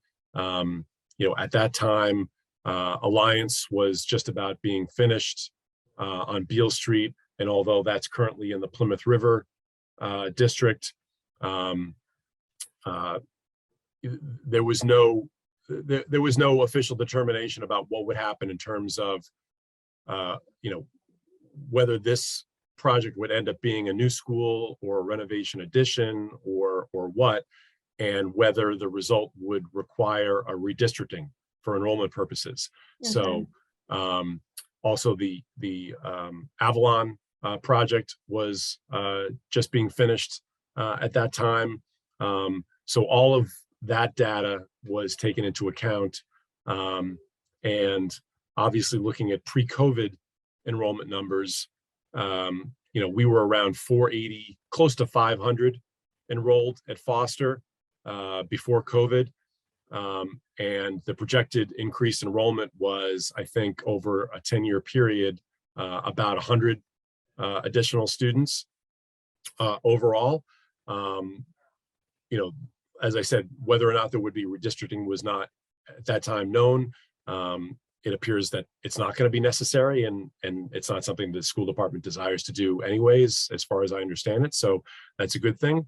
My understanding is there is an expectation that the enrollment that has reduced due to COVID will come back when there is a new school, maybe sooner, hopefully sooner.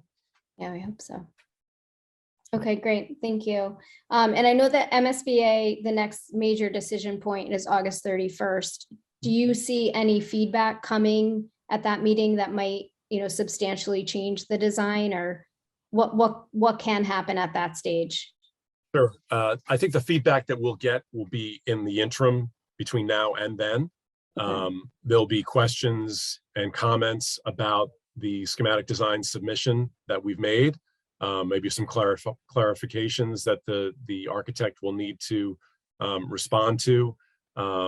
You know, during this time, you know, the DESE is also kind of formally approving the education plan. That's part of that process. And that's been an ongoing process with all the submissions that we've made.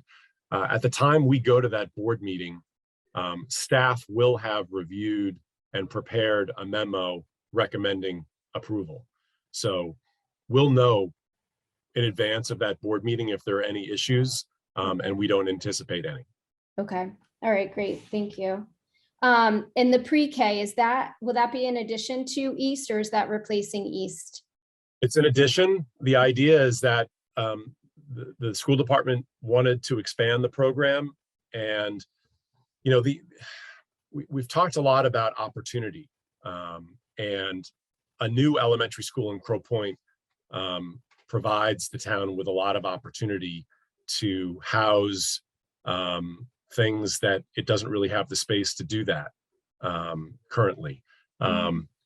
Additional students for the pre-kindergarten program, which services not only special kids with special needs, but also typical students by lottery historically, as well as an expansion of the KIA Kids in Action program to the north of Hingham.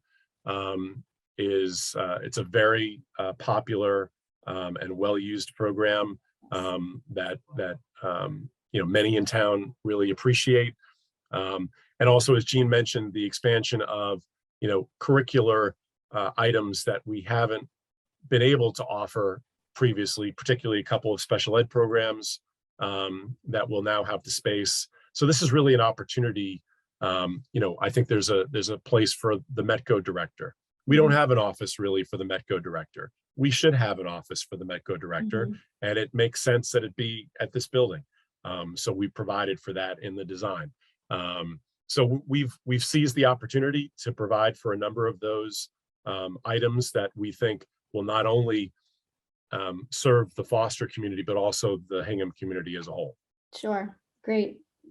Great. In terms of the special ed classrooms or programs, I think there was a reading lab or something. Would that service children from other districts as well, potentially?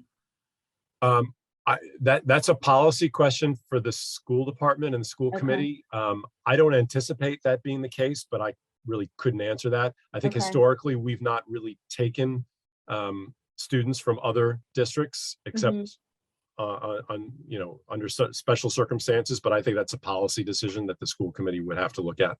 Okay. Okay. This, you talked about, I know way back, slide 3, about some of the costs and eligible costs. Can you just talk a little bit more about what the site construction cost is and what the eligible spaces are defined as? Sure. And I'll probably ask maybe Chris Carroll or Sean Burke to help me with some of the ineligible items, but you know, I mentioned the solar panels would be ineligible for reimbursement, for example. Chris, what are some other, or Sean, what are some other examples of ineligible items typically? So your site cost is capped at 8% as you mentioned, we're going to be doing a lot of excavation and shifting of soils to build up the site, so we'll exceed the 8%. Your furnitures, fixtures, and equipment, the MSBA caps you at $1,200 per student on the FF&E, and then $1,200 per student on the IT. I believe we've budgeted a little bit more than that for each of those items within the total project budget. And again, as Ray mentioned, the building costs that are over $360 a square foot will be costs that are borne by the town. So it's, you know, it's mostly square footage. If there's ineligible square footage, RDA Gene has gone through and developed a space summary which identifies all the spaces, all the classrooms, all the hallways, everything, and has done a very good job of keeping very close to the mass school building limits on square footage. So we're in pretty good shape there. Yeah, right. On that note, with respect to the space summary, for instance, as an example, you know, we included in the space summary some administrative space in the special education category. And we were instructed by the MSBA to move that out of the special ed category into the administrative category. But the administrative category has a certain square footage cap, right? So that means that certain space won't be completely reimbursable. So there are a number of things like that throughout the whole kind of space summary of potential areas that you know, that could be ineligible.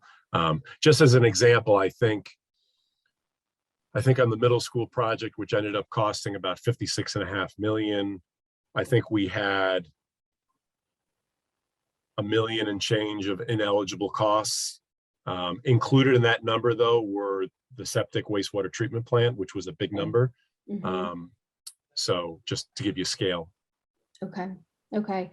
And is there any possibility that the MSBA numbers will change between now and when the school's built, or since we've already engaged in the process, these are the numbers regardless of construction costs, inflation, et cetera, et cetera? Right.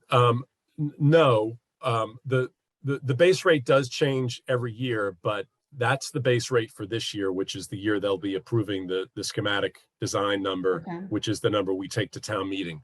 So that's our base rate, 36.87%. Those additional credits that we spoke about with respect to, you know, energy efficiency, sustainability, other lead items, will bring us up to 40.52%. That will be our on paper reimbursement percentage, based on 113,335,749. You know, a little bit different than the public safety project. They're not going to have their number for town meeting until they do those construction document cost estimates. We're going to do those tighter cost estimates as well, but that's going to be after the MSBA number is set. The only thing that what that will help us to do is to have the design documents and construction documents that go out to bid be so tight and so accurate that the bids come in as low as possible, and there's no room for error. If, you know, we go to town meeting, 113 million, if it gets approved, and we go out to bid for the vertical construction, well, for either the phase 1 or the vertical construction, and we come in under budget, then that's savings for the project, right? And that's where we were on the middle school. If the bids come in higher than that, then we'll have a decision to make, whether we accept them and move forward and find a way to either make up excess costs within the project contingency that is available, or, you know, some other ways, or we talk to you about an additional funding source, or we decide to rebid the project. Right. There are a number of things that we could look at that time. We're going to be optimistic and hope that the bids come in as close as possible. Right. Great. Okay. I know some other things that we've had previous conversations about: school safety, which I know you have been taking into account, so thank you. And then just phase 3, obviously, you know, there are lots of concerns about the students and not disrupting their education and noise and all of that, which I'm sure you're also considering for that phase. Yeah, for sure. Obviously, when you're constructing this close to an occupied school, and particularly with kids as young as they are, that's a concern. Mhm. If we had an option, we wouldn't do it. There is no other option, unless we don't want to do something about this school. And I think it's time to do something about this school. I think we've all decided that we need to do that. Mhm. And this is the best option that we have available to us. And everyone's endorsed this option, including the state. And we feel really comfortable about approaching it. You know, as Jean mentioned, we will absolutely have phasing plans in place. They're continuing to be developed now. We've had safety meetings with police, fire, facilities, and some of the plans have been revised to reflect those meetings, and will continue to be so revised. And in terms of constructing on an occupied site, as Jean mentioned, you know, these contractors are used to doing that. That's what they do. We went through it with the middle school, albeit kids were a little bit older, but that was a longer construction process. That was 2 years of construction, active construction, and then site work on top of that. So that was a longer process. And then we didn't have fields available for 4 years on that property. So a little bit challenging, but we found a way to work around it. And certainly safety was the paramount concern then, and it will be with this project as well. Mhm. Yes. All right. Very good. Thank you. Thanks, Ray. Joe, any questions? Just a couple. At first, 2 things. First, the school building committee has done an exceptional job. It's just, I mean, this is not an easy project, and their commitment really shows through. And second, I did the tour of the Foster School, and we absolutely have to move forward. It just cannot continue the way it's been. So this looks like a plan, and let's see if we can make it happen. I want to start with just following up on some of Liz's questions. We talked about the limitations on MSBA reimbursement. I know the answer to this, but I want to make sure that the public is clear. Those limitations are limitation only on reimbursement, not what we can do. So if there are aspects that we want to do, the town can pay for it. It's just that MSBA won't reimburse it. Is that correct? That's absolutely correct. Yeah. And then with respect to the bidding, it wasn't clear to me what, Ray, what your latest comments were. So if the bids come in higher, do I understand it that the MSBA will not be contributing to that excess? That's correct. The limitation on the MSBA's grant is going to be fixed at the number that they approve at their board meeting on August 31st, which is the schematic design number that we've submitted based on 2 reconciled cost estimates. Got it. So Okay. that's the number that we live with. That's the MSBA process. That's the process we went through with the middle school, with East School before it. Yeah, that's the reason you're looking for as tight a budget as you can. So we talked a little bit about the construction while school is in session. Can you just talk a little bit about what efforts are going to be taken with respect to control of noise, dust, traffic while the construction is going on? Sure. There will be a comprehensive plan in place that all contractors will have to follow. It'll be something that'll be set up at the outset of the project. There will be regular weekly construction meetings on site with the general contractor, with key subs, with the architect, with the OPM, members of the school department facilities as well will be involved intimately. With respect to noise and neighbors, there obviously are restrictions in the time that construction can happen in Hingham. And if there's any need to do anything beyond that, those will be discussions that will be broached with, your office, with public safety, but there's no intention currently to do that. Dust and things like that. There's constantly plans. They have a watering truck on site. They'll water down the soil to keep dust from going into the neighborhood. That's a standard item that's always on a project like this. There are all sorts of safeguards that are taken. There's no smoking on site. Everyone wears hard hats. Everyone has to be quarried. Everyone has ID. They're checked. They have OSHA stickers. All of the stuff that you could imagine. It's going to be very tightly run, planned out from the outset, and everyone's going to know what's going to happen every day, and it's going to be managed very, very carefully by our OPM. Will the school principal, the local principal at Foster School, have any control, like he or she sees a situation or is experiencing something that is materially disrupting the school? Will they be able to put a halt to it or address it in a very prompt manner? Absolutely. We look forward, Matt, the new principal who just started, we look forward to him joining our group. Great. Okay. Sheila, who has been with us for the last year, has been a terrific partner and been very valuable in the process we've gone through in the last year. And we expect Matt will be the same as we move forward. Bottom line is that building is the principal's building. He's responsible for those kids and their safety and their education and everything while they're there in his charge. If he sees any concern, he's going to be part of the process. He's going to be involved in regular meetings. He's going to have a direct line of communication with the project team. And that is absolutely input that's going to be taken very seriously and addressed immediately. Great. Thank you. Ray, I wanted to, John, sorry to interrupt. But the wonderful thing about the layout, it's serendipitous, but this whole rear of the existing building is a corridor and stairwells.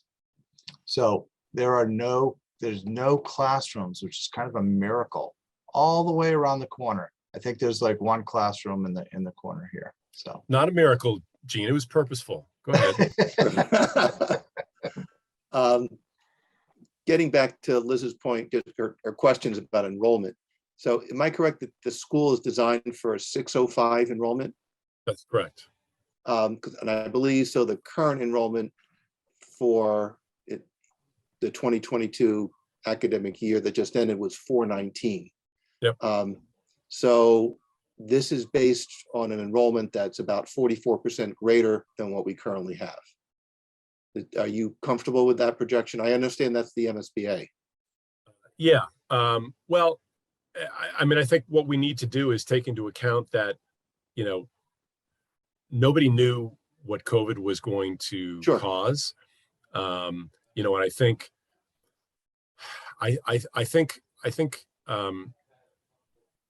COVID did a number of things. Not only did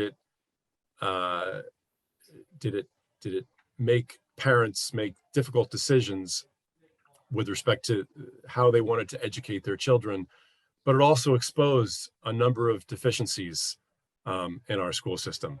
And those are being addressed in a number of different ways. And we're addressing one of those with this new building. I think that a lot of the kids that, may have been housed in the St. Jerome School off-site, maybe the feeling was that they didn't want to return. I don't know the answer to that. Maybe a lot more kids were sent to private school, and now they're going to wait until the new school is there to come back. What I do know is that there are a ton of new young families moving to town all the time. We're seeing that more and more, and there's real evidence of it. And I suspect that those numbers will come back and that the design enrollment will be appropriate. It may not be appropriate on day one, but keep in mind, the design enrollment is not intended to be either a minimum or a maximum. It's intended to be an average based on data that's available at the time. And that's exactly what it is. Okay, makes sense. You talked about sort of at the beginning, we're going to be raising up the site to deal with floodplain risks. It wasn't clear to me what is being raised up, because as I look at it, you've got the building, you've got the access roads for buses and cars, you've got the playing fields, you've got the parking areas. Is that all being raised up, or some of it being raised up? Could you just explain? Some of it is, well, a lot of it is, some of it more than the rest. The site where the building is going to be tucked into the hill is going to be raised the most, and that's going to be up to almost 17.5 feet. If you think about the site of Foster as you approach it on Downer Ave, the southernmost curb cut where most of the parking is, I think that's at elevation 7 or 8 currently, so above sea level, right? Yep. As you continue on Downer Ave going north, I guess it is, toward the yacht club, and you reach the far end of the building near Otis Hill, I think that's 15, elevation 14 or 15.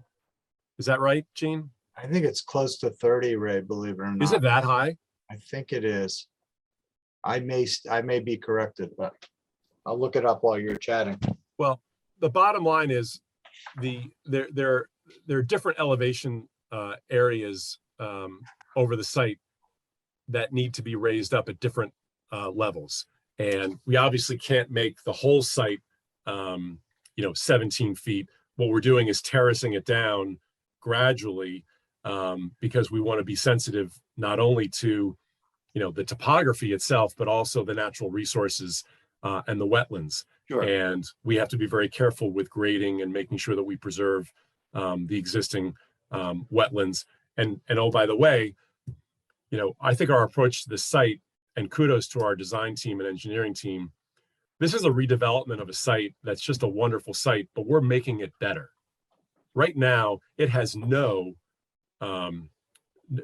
drainage infrastructure whatsoever. It has no groundwater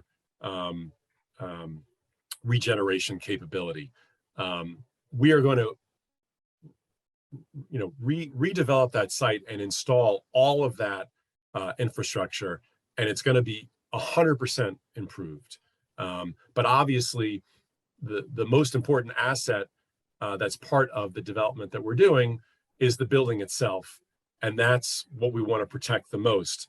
So that's going to be at essentially the highest elevation that we can in that area. Got it. Okay. Let me see. Could you talk a little bit about handicapped accessibility? This is a 3-story building. You're going to need elevators. Just making sure that students and staff have full handicap access. Sure. The building will absolutely be accessible completely. There will be an elevator. There has to be an elevator to be ADA compliant, and also to not only federal but state requirements. Not only that, but the play space and playground areas will be accessible to all. There's going to be a combination of materials used that will be, make it accessible to all students, whether they're walking on their own power or in a wheelchair or otherwise. The entire site will be accessible. It'll be ADA compliant. And we're excited about, how we're going to actually be able to incorporate a lot of those benefits into the overall design. Got it. Moving to energy, I think you talked about the ground source heat pumps. Did I get that right? Are those affected by flooding? I'm gonna let Gene answer the question. The answer is no. Yeah, there's short. That's a good answer. Okay, okay. That's all I really need. They're made of man-made materials. The well materials that go into the ground. I think a lot of it is PVC, and other materials that is non-porous and not susceptible to impact by flooding. Okay. You talked about heat pumps and sort of how air is going to be heated at the school. Could you talk a little bit about the filtration system? Because we've heard a lot about that during COVID. It was a real concern of the teachers, making sure that there was good filtration of the air. Are there any special or improved filtration systems being proposed for the school? Yeah, Gene's going to talk about the displaced air system, which is really what is the benefit for that. So go ahead, Gene. Oh, yeah, no problem at all. So, well, it is going to start with all the filters for these rooftop equipment. It's all going to be what they call a MERV 14, which picks up very, very fine particulates, Joe. And it's something that really became standard in the industry during the COVID years, which I guess we're still in. But what the wonderful thing about, as I said, this displacement ventilation system is when you, again, typically you'd have supply and return and you'd be shooting cool air or hot air down, and all these little dots are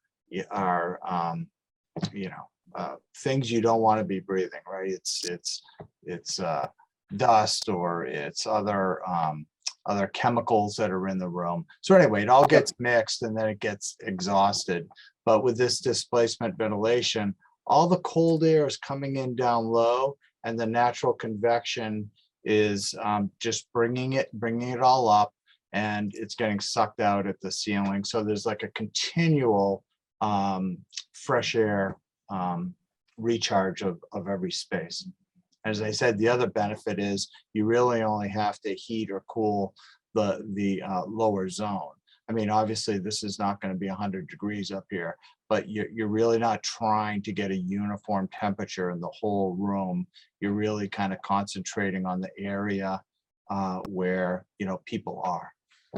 Yep. Not sure if I answered the question, but. Well, you talked about circulation, but I didn't hear anything about filtration. Well, the filtration again are these MERV 14 filters. Okay, got it. In these rooftop units. Okay. Let me ask about the work that's going to be done on digging into the hill, the excavation work, creating a new road. I hadn't thought about this before, but when you put the picture up, it looked like there's lots of trees and that a number of those trees are going to be taken down. Yes. And I know the town has been, is moving towards a commitment to try to protect the trees in town as much as possible. Any idea how many trees are going to be taken down, and what are the plans perhaps for replanting or addressing that? We do not know the number of trees that are going to come down. And, we've just tried to be as honest with the community from day one that they have a lot of very beautiful, nice, mature trees even on the site, never mind the hillside. And because we're doing so much earthwork and we're raising up the site, there's no way to maintain them. When we dig into the hillside, there will be a lot of trees that come down. When we go back in when we finish, we're going to have some retaining walls, and then we're going to slope back up. And we are going to be planting new native trees. It doesn't make sense to plant large trees. They're expensive, and frankly, they're hard to get established. So we'll be, there are going to be a number of years when we have a number of small trees up there, and it's going to take some while before it comes back to what it'll never be exactly what it was, but until it comes back to being wooded again. Okay, got it. And then one final question. You've got one of the slides, I don't know which one it is. I think it was number 11. It says, it talks about crossovers occurring 6 times during, I assume that's 6 times a day. Could you just explain what a crossover is and what does it mean that it's happening 6 times? Sure. We're always trying to make sure that traffic flows through the site. And anytime you have, you're trying to take a left turn and there's traffic coming toward you, or vice versa, that provides an opportunity for traffic to back up or for an accident. So everything is flowing from the north around the school and back out to Downer this way. You know, that's the majority of the traffic. It's 60 or 70 cars and these vans. The buses are going to come in this way, and there are going to be times when I can't see, when you say this way, I'm not seeing anything that. Oh, helps I'm me sorry. to Am I not understand. sharing anymore? No, Oh, my goodness. I am so sorry. I'm sure it was illustrative, but I just couldn't follow it. Oh, I've been doing that for quite a while now. Okay, I'm sorry. okay, here we go. Yeah, that's the slide, number 11. Yep. Yeah, sorry about that. So the traffic, you know, the cars are the vast majority, and the special ed vans are all coming from the north around the building and going back out to Downer, right? And the school buses are coming in off Downer, and they are coming in here. So they're crossing right here. And Okay. you know, you're crossing. But I think what's going to end up happening is these buses are going to be lined up kind of before school is dismissed, as will the parents. So I'm not sure that there's going to be a big bottleneck here. And even if they come at the same time, it's only 6 buses. So we think it's worked out pretty well. Right. And also there is a crossing guard that helps control the site, you know, in the morning and also at dismissal. There are staff who are outside to help students get to buses and to help direct traffic if necessary. So it's not that different a circulation concept than what we have at the middle school. And the middle school uses all 22 buses in the morning and in the afternoon. This is only 6 or perhaps 7 buses at its height. So we think it's very manageable. But again, this is a work in progress. I know the traffic consultant that we have is working with the planning board's peer review consultant on that. And if there are tweaks that are necessary to the circulation, we'll certainly be looking at that during the permitting process. Yep. I'm highly confident planning folks will work that out with you. That's it. I mean, it's impressive that in a site with these constraints, you succeeded in coming up with a winning project. So congratulations. It's great. Thank you very much. All right, thank you. Let's see if anybody from the public has any questions or comments. I'd ask you just to raise your hand virtually or physically, and when you're recognized, direct your comments to the chair and state your name and address for the record. So let me see if anybody has any questions. I see Doc Gallo. Hey, Dr. Gallo, how are you tonight? Michelle, could you unmute Dr. Gallo? Thank you. Go ahead, Doc. Thank you very much. Kudos, of course, to Ray and Jean for their presentation. I just was impressive, and I was suitably impressed, along with most of you, I think.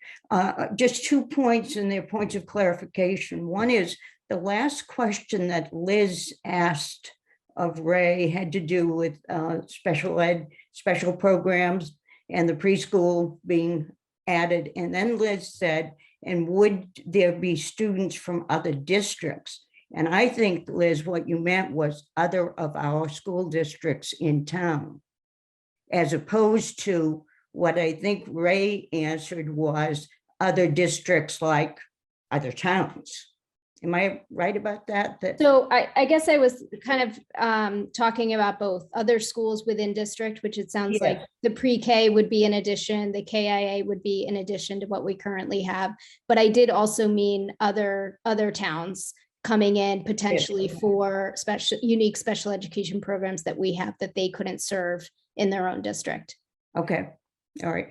And with respect to that, the comment that Ray made about the increase relative to what the enrollment this year is at Foster, and I think everybody is hopeful that some of that is going to get restored.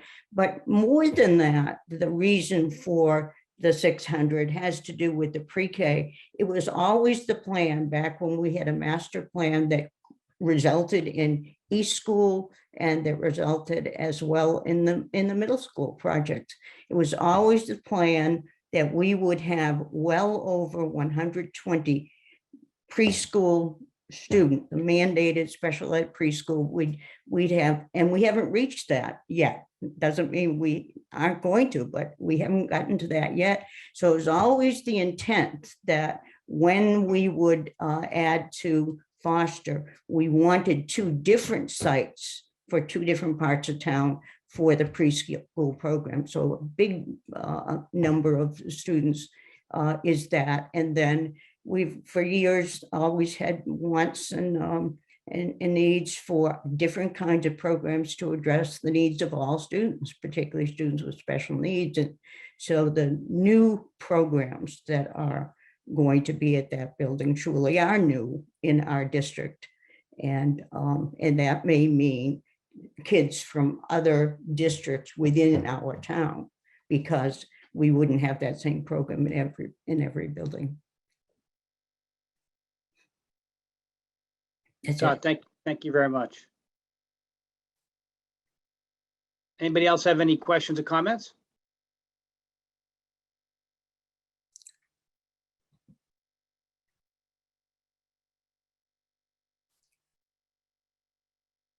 I don't see any hands raised. Michelle, do you see any hands raised? I do not. Okay. All right. Well, I want to again thank you, Ray, Linda, and your entire team and committee for all the great work you did, and very much appreciate the presentation this evening. Yep. It's our pleasure. Hope you have a great night. Thanks again. Thank you. Thank you. All right. Next item on the agenda are appointments, and I believe we have actually 2 appointments this evening. Joe, would you like to proceed on the first appointment? Yes, make sure I'm unmuted. Yeah, I'd like to move to reappoint Jim Taylor to the Water Transition and Evaluation Committee for a 3-year term ending June 30, 2025. Second. Motion been made and seconded. All those in favor by roll call vote. Joe, Aye. Liz, Aye. and I'm an aye as well. The motion carries unanimously. I'd like to make a motion to reappoint Sharon Burbank Allen to the Weir River Water Estuary Park Committee for a 3-year term ending June 30th, 2025. Second. Motion made and seconded. All those in favor by roll call vote. Liz, Aye. Joe, Aye. and I'm an aye as well. Motion carries unanimously. All right, thank you. All right, next item on the agenda is public comment. If anybody would like to make any public comment this evening, I'd ask you to raise your hand, and if you'd like to be recognized, ask you to keep your public comment to 3 minutes. We'd also request that speakers are encouraged to present their remarks in a respectful manner and not to indulge in personalities. Is there anybody this evening who'd like to offer any public comment?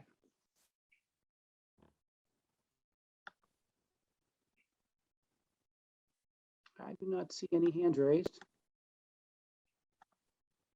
Okay. All right. Thanks very much. And the last item on the agenda are Town Administrator Select Board reports. So why don't we start this evening with Michelle? Thank you, Bill. I have 2 items. The first one is I wanted to let the board know that the work on the Memorial Bell Tower started today. This is a community preservation project to replace many of the components that help the bells hang up there and ring smoothly. It's something that's been in the works for a while. It should take place over the next 10 days or so. And I really want to thank DPW's Matt Cahill and J.R. Fry, our historic administrator, Andrea Young, our procurement manager, Kathy Riley, but especially Martha Ryan and Daniel Cushing. They're 2 members of the Memorial Bell Tower Committee. They're longtime ringers and they really know the tower inside and out, and they've been instrumental in getting us to this point. So that's one. And then the second one is also just to let the board know that a targeted mailing will be going out this week. This is to inform residents about the senior means tested tax exemption that the town created a few years ago. This is the 2nd year that we're doing it, and the mailing is going out to about 1,800 folks in town who meet the age criteria as well as the assessed value criteria. And Josh Ross on the Board of Assessors did the work in putting that list together and combining a lot of data. This is something that we've been working on with a little tax relief team that we've put together with members from the assessing department, their board, the senior center, the council on aging, and some engaged residents. So I appreciate everyone's help there, and we have more outreach to come. Thank you. Michelle, thanks very much. Let's go to Art. Sure. Good evening. I just have one update to share, and that is the POW memorial work that we've heard quite a bit about, and our team has been working on quite a bit. I just want to share with everybody that that work is complete. The memorial stone has been moved and properly oriented. There's been some landscaping improvements to ensure that the flagpole properly meets the ground with the collar, and we've also installed a couple of bench pads and benches that have been put in place. A lot of work's been done in a short amount of time. Just want to thank our DPW, our building maintenance department, as well as veteran services, all brought some interesting ideas, but more importantly, motivation to get the work done. All right, appreciate all your efforts with that project. Thanks very much. Okay, go to Tom. Just real quick, I just wanted to thank our police and fire, DPW folks, the rec department for a wonderful weekend, and for the road race and the parade. They did a great job keeping everybody safe and keeping things moving. Thanks, Tom. Let's go to Liz. Yes, thank you for saying that, Tom. Certainly, thank you to the 4th of July Parade Committee as well. It was a wonderful weekend, and it takes lots of volunteers plus our police, fire, and DPW to pull that off and keep us safe. So much appreciated. One other thing that Art's been working on that he didn't mention, but it's been taking a lot of time and energy, is we have a new handicap parking spot downtown that looks fantastic. And I heard from the Commission on Disabilities this morning, and they're very happy with it. So it's a new spot on Main Street that will be accessible to handicap vans as well. That's it. Thanks, Liz. Joe. I also want to compliment the parade committee and all who were involved in pulling off a wonderful event. I also had a question for Mr. Mayo. We are conducting this meeting by Zoom. For how long will we be able to continue having our select board meetings by Zoom? I would expect, well, I'm hopeful that we're going to hear from the state that they've taken action to extend the existing rules. They don't have to do that until the 15th, and generally the state, that means they'll do it sometime the night of the 14th. However, provided that actually doesn't happen and we get some news ahead of time, we either will or will not act on the 12th at your next meeting to engage or to enact some, perhaps, I've had some preliminary conversations with Bill, but I think we need to think about some actions that maybe we could take on the 12th to ensure our abilities going forward beyond the 15th. Yeah, so my understanding, the state authorization expires in 10 days. So we're putting all due pressure on our state reps and senators to extend it. We are. And that's it. Thank you. Lastly, I just Nothing want to else, echo everybody's comments with respect to the parade yesterday, the road race. It was just, the weather was perfect. It was a wonderful day and a wonderful celebration of our independence, but also of our community. I want to thank, a lot of work went into it with the parade committee, the rec commission with the road race, and everybody who, recognized the great work of our police department, our fire department, our DPW, and so many town resources go into those events. Just great work all around. With that, I would take a motion to adjourn. I move we adjourn. Second. All those in favor by roll call vote. Joe. Aye. Liz. Aye. I'm an aye as well. Hope everybody has a great evening and a great week. Thanks, everybody.